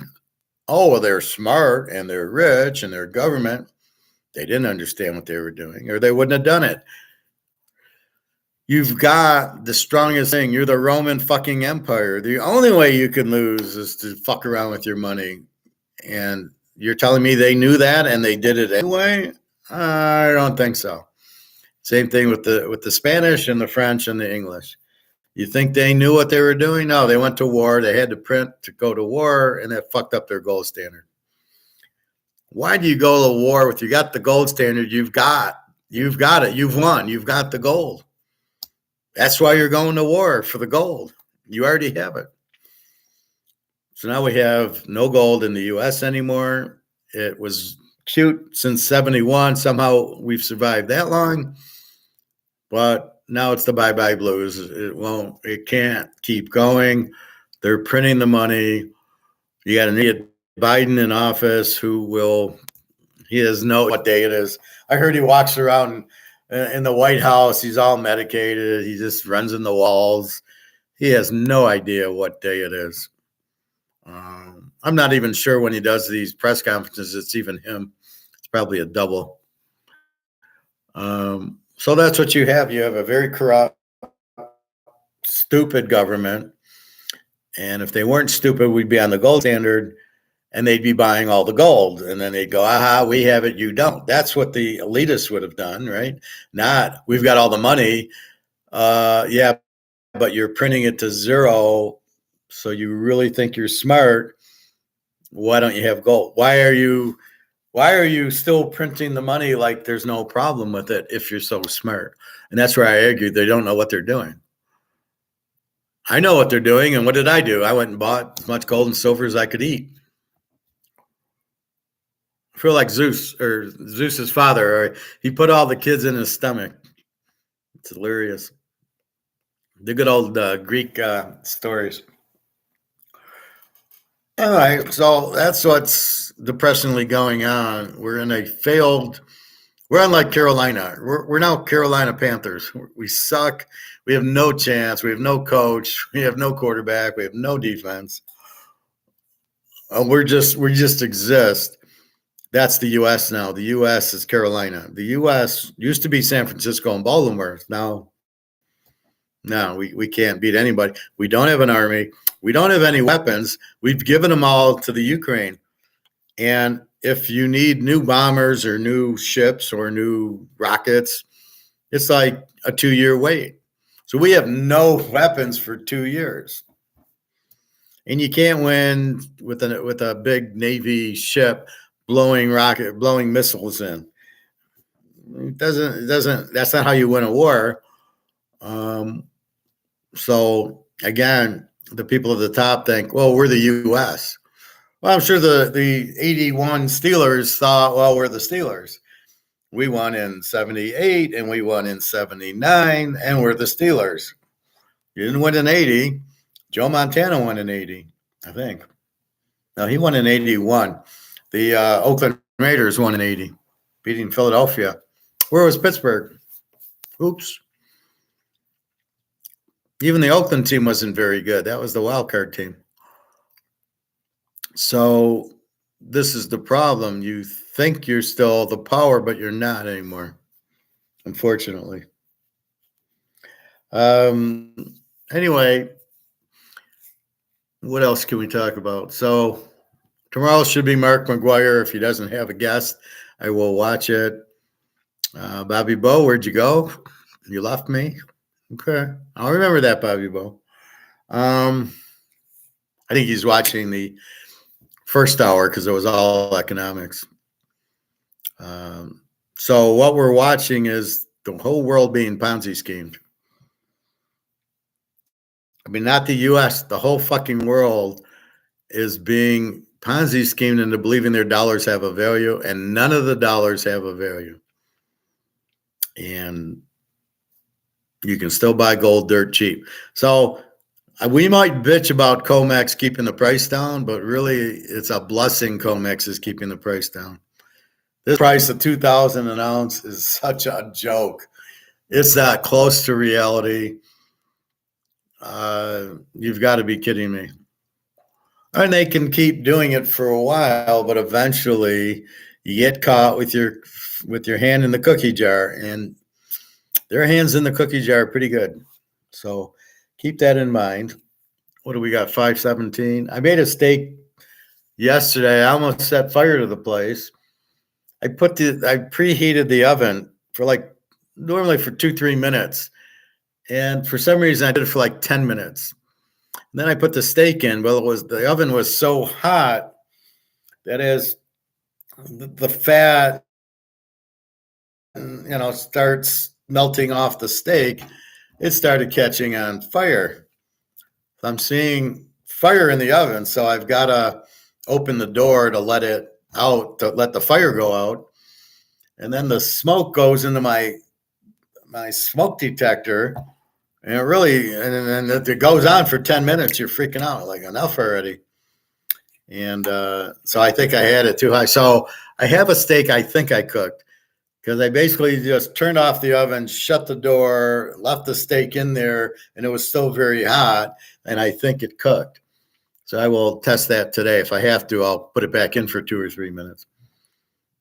Anyway, so that's it. I got to cut some veggies up, and we will go from there. And otherwise, just very happy I heard from Daria today. She does that to me. Okay, so I've had this thinking. I know I'm not Russian, and she's used to Russian guys, and I'm used to Jenna, who's Ukrainian. That's pretty Russian. So occasionally I don't hear from her. Now, I talked to her New Year's Eve, and then New Year's Day, and then she goes back to work the 2nd. So it's the 2nd, 3rd, and 4th. I haven't heard from her since New Year's Eve. And I know she was working the 2nd and the 3rd because she was trying to get it off for our meet in Turkey. But since she didn't get her passport, she didn't worry about it. And now today, and she doesn't text. Now, what I'm used to, or the way I do it, is I text her every day. Hi, hope you're well. Love you. Have a nice day. Boom, boom, boom. I'm fine. I miss you. I'm doing it. I don't know if I'm insecure or if I'm just being nice or just letting her not worry, going, yeah, I'm with you. I'm here. But sort of like when you're married, or, you would talk to your wife every day, right? So I'm used to that. I've been married for a while, or I was married for a while. And it came to me that I want her to react the way I want that I would react, not the way she would react.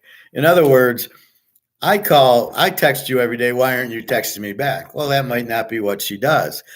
A lot of the time she does, but when she does this, she's busy. She's got a kid. They're long days in Russia.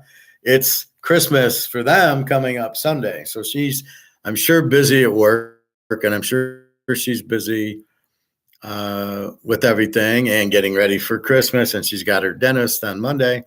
So I'm sure she's a busy girl. And I think psychologically, she just texted me, I feel great. Okay, she texted me, she's okay, she's safe. It's Russia, who knows, right? And so I feel good. I got that, and that's all I need. So I don't need to text her again. I'll text her like going to sleep and stuff. But and I don't know if I'm texting her too much. And I've asked her, and she said, no, it's great. I love getting your text. So it's dawned on me that that's what people do, is what they would do.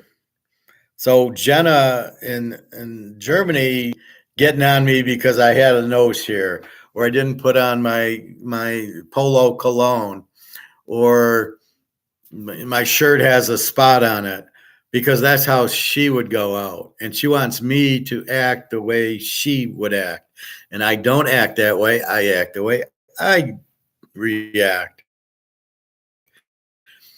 So I go to the pool or I go to the grocery store, I'm not putting on cologne. So when we fuck knows.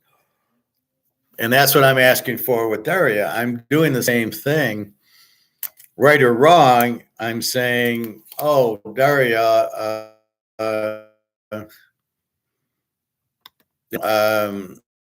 why aren't you calling me? Why aren't you not calling? Why aren't you texting me? It's been 3 days. What are you doing? And it bothers you because she's not doing what you would do or what you're expecting. And that's the bother. And that's the problem.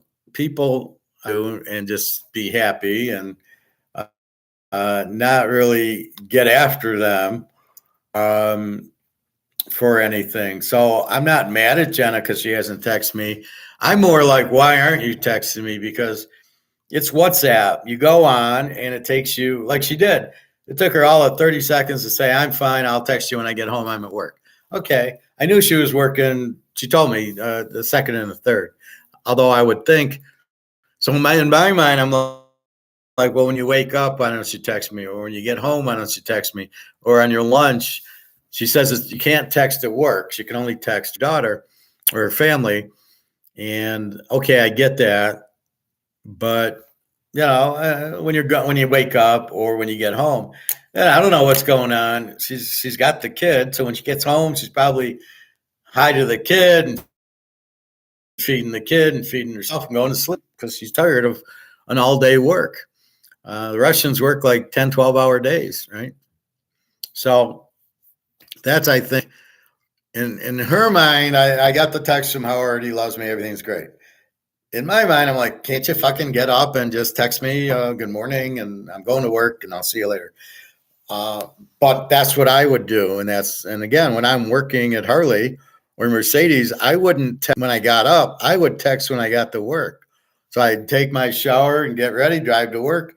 I'm at work, grab a coffee. Hey, good morning. How are you? I'm on texting.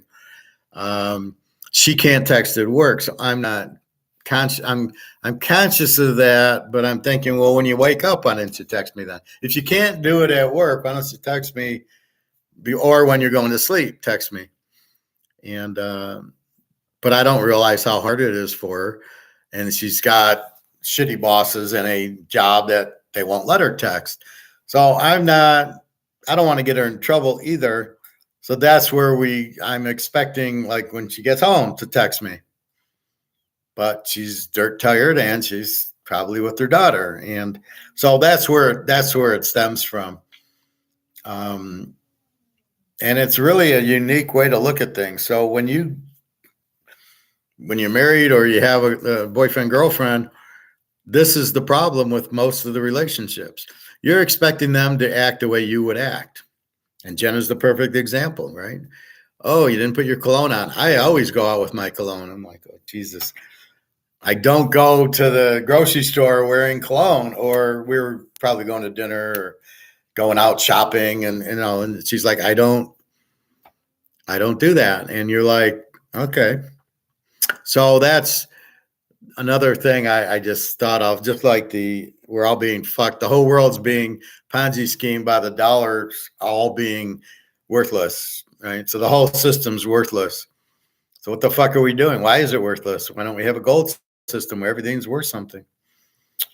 So I thought of that because I was talking to somebody and I realized that so I'm at the pool today and I swim in what's called the bulkhead, and they can raise and lower the floor. And so normally the floor comes right up to here. And today the floor was like up to here. It was lowered.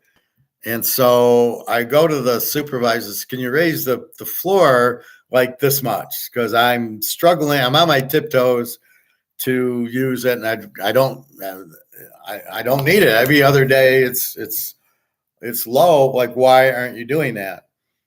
And it kind of dawned on me that that's what I want, but that's not what they want. She doesn't want to get off her butt and turn a key and take 20 seconds to raise the floor. So she starts lying to me. Oh, well, it's the swim team. I go, what are you talking about? It was like that yesterday. Then she starts saying, I got to clear the pool. I go, I've been here like 500 times that you've raised the floor for me. You've never cleared the pool. All you do is you're raising the thing. Why do you need to clear the pool? What are you talking about? And again, I was like, and I said, and she was kind of rude to me. And so I reported her to the desk. I said, she was really rude. And she lied to me twice. And I kind of said to myself, well, that's not what I would. I said, that's not what I would do. If you came into my shop, if I had a shop, let's say I'm selling baseball cards. If you came in, I would not lie to you and I would not treat you badly. I would treat you nice and I wouldn't lie to you about it. I'd be honest with the answers. And that's what I do here. And that's where I thought about that. That's where I thought about Daria going, well, I want her to do what I would do. So in other words, I wouldn't lie to the guest and I wouldn't, be rude and not courteous. You're paying. I would want to make you happy, and I would raise the floor much. Big fucking deal. What else you doing there? Just sitting there. So that's what I would do. So with Daria, it carries to, well, why aren't you texting? It takes a minute to go on WhatsApp and say, hi, I'm at work. I'm fine. Have a nice day. So that's kind of what I'm kind of at going, but that's what I would do. And I'm not Daria, so I can't use that. And Jenna's not me. So Jenna's like, oh, you didn't put cologne on and you didn't, whatever. Your shirt has a little food stain on it, She's doing what she would do, and I'm doing to Daria what I would do. I would text you, but I don't know. I'm not in Russia. I've been to Moscow once, but I don't know a Moscow day, and she's working and, she got to take care of her daughter. So I don't know everything going on, and she doesn't tell me all the ins and outs of what's going on. She only tells me, she just says I'm at work. I said, okay. And just, have a good day. I hope it's not too hard and you're okay with it, so that's what I tell her. But that's why I'm happy when I get it. I know, and not that I'm worried about her. I mean, I know she knows how to take care of herself and she works and takes care of the daughter. So I know it's not, I don't know why I'm worried. I just want to hear the, get the, okay, I love you. And okay, you're good. Okay, bye. I don't need it all day, just enough to acknowledge it. And so I think that's very critical. I think that's what people make mistakes on. Wanting the partner to do it the way they would do it. And I know I do that with gold. Why aren't you buying gold? The difference is I know gold's the only out. And when somebody doesn't listen to me on gold, I'm like, why aren't you listening? You're an idiot because you're not listening to what I would do. And I think this is a big problem with a lot of people is, you get married, you're expecting the wife to do what you'd wanted, to do what you do.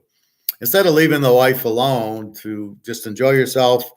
And if there's certain things we do together, maybe we watch the football game together, or we play poker together, we go walk the lake together, whatever it is, That's the key. But if I watch football, do I expect her to watch football? I don't think so. But I expect her to understand when I watch it that that's what I do and I'm into the game. And I don't think that the women understand that. Or if she's doing something that you're like, oh, you're watching this or you're doing that. So I think that's a very critical thing that people aren't doing. Anyway, with that, I think I will go. I have a steak to see if it's ready or I got to recook it or just add a couple minutes to it. And that's it. So your free pick at this point is the Green Bay Chicago over 44. We need 38. We got 10 miles an hour wind. Should be good. Really, the only win game is the Jet game, which is why the under is 30. And yeah, that's about it. And so be careful. You've got to be critical thinkers. So in other words, when you see the line at 30, question, well, why? That's what I did. I said, who's out? No injured. Oh, it must be weather. And then I looked and I see 25-mile-an-hour winds and snow. And I go, okay, now I know why it's 30. Now I can adjust my thinking. So whenever something looks weird, be careful with that. That's why you check your credit cards. This should be, $1,000. It's $5, or maybe it's $100 or something. The bank teller almost made. I had to put some money in for rent, and she almost added a zero to it. And if you want to give me more, instead of 1,000, you want to give me 10,000. I'm not going to bitch. I'll be mighty. I can go buy more gold then if you do that. So anyway, that's what happened with that. So I don't think I'll hear from Daria today because it's already 5:30. But I stopped questioning that. Like she'd say, I'll text you when I get home. And so that's at 3:00. I'll write you. Oh, she just says, I'll write you. And she hasn't been on since 3:02. Oh, so she hasn't gotten home yet. Okay. And that's how I can tell she's usually at work is I can see the time. Like she's on, I'll go at 11 o'clock. She was on at 10:30. I go on at 2 o'clock. She was on at 1:30. So I can see, well, she only does that when she's at work. So I usually know her enough to see that. But I'm looking forward to meeting her. And that'll be maybe not in Turkey. I mean, the war is basically over. Russia's won the war. They're trying to figure out a way to end it. And so that's a good sign. So maybe I can fly to Russia and meet her there instead of Turkey. We'll see. Anyway, have a wonderful day. Bobby Bo, where'd you go? You come on, you go. All right. Take care.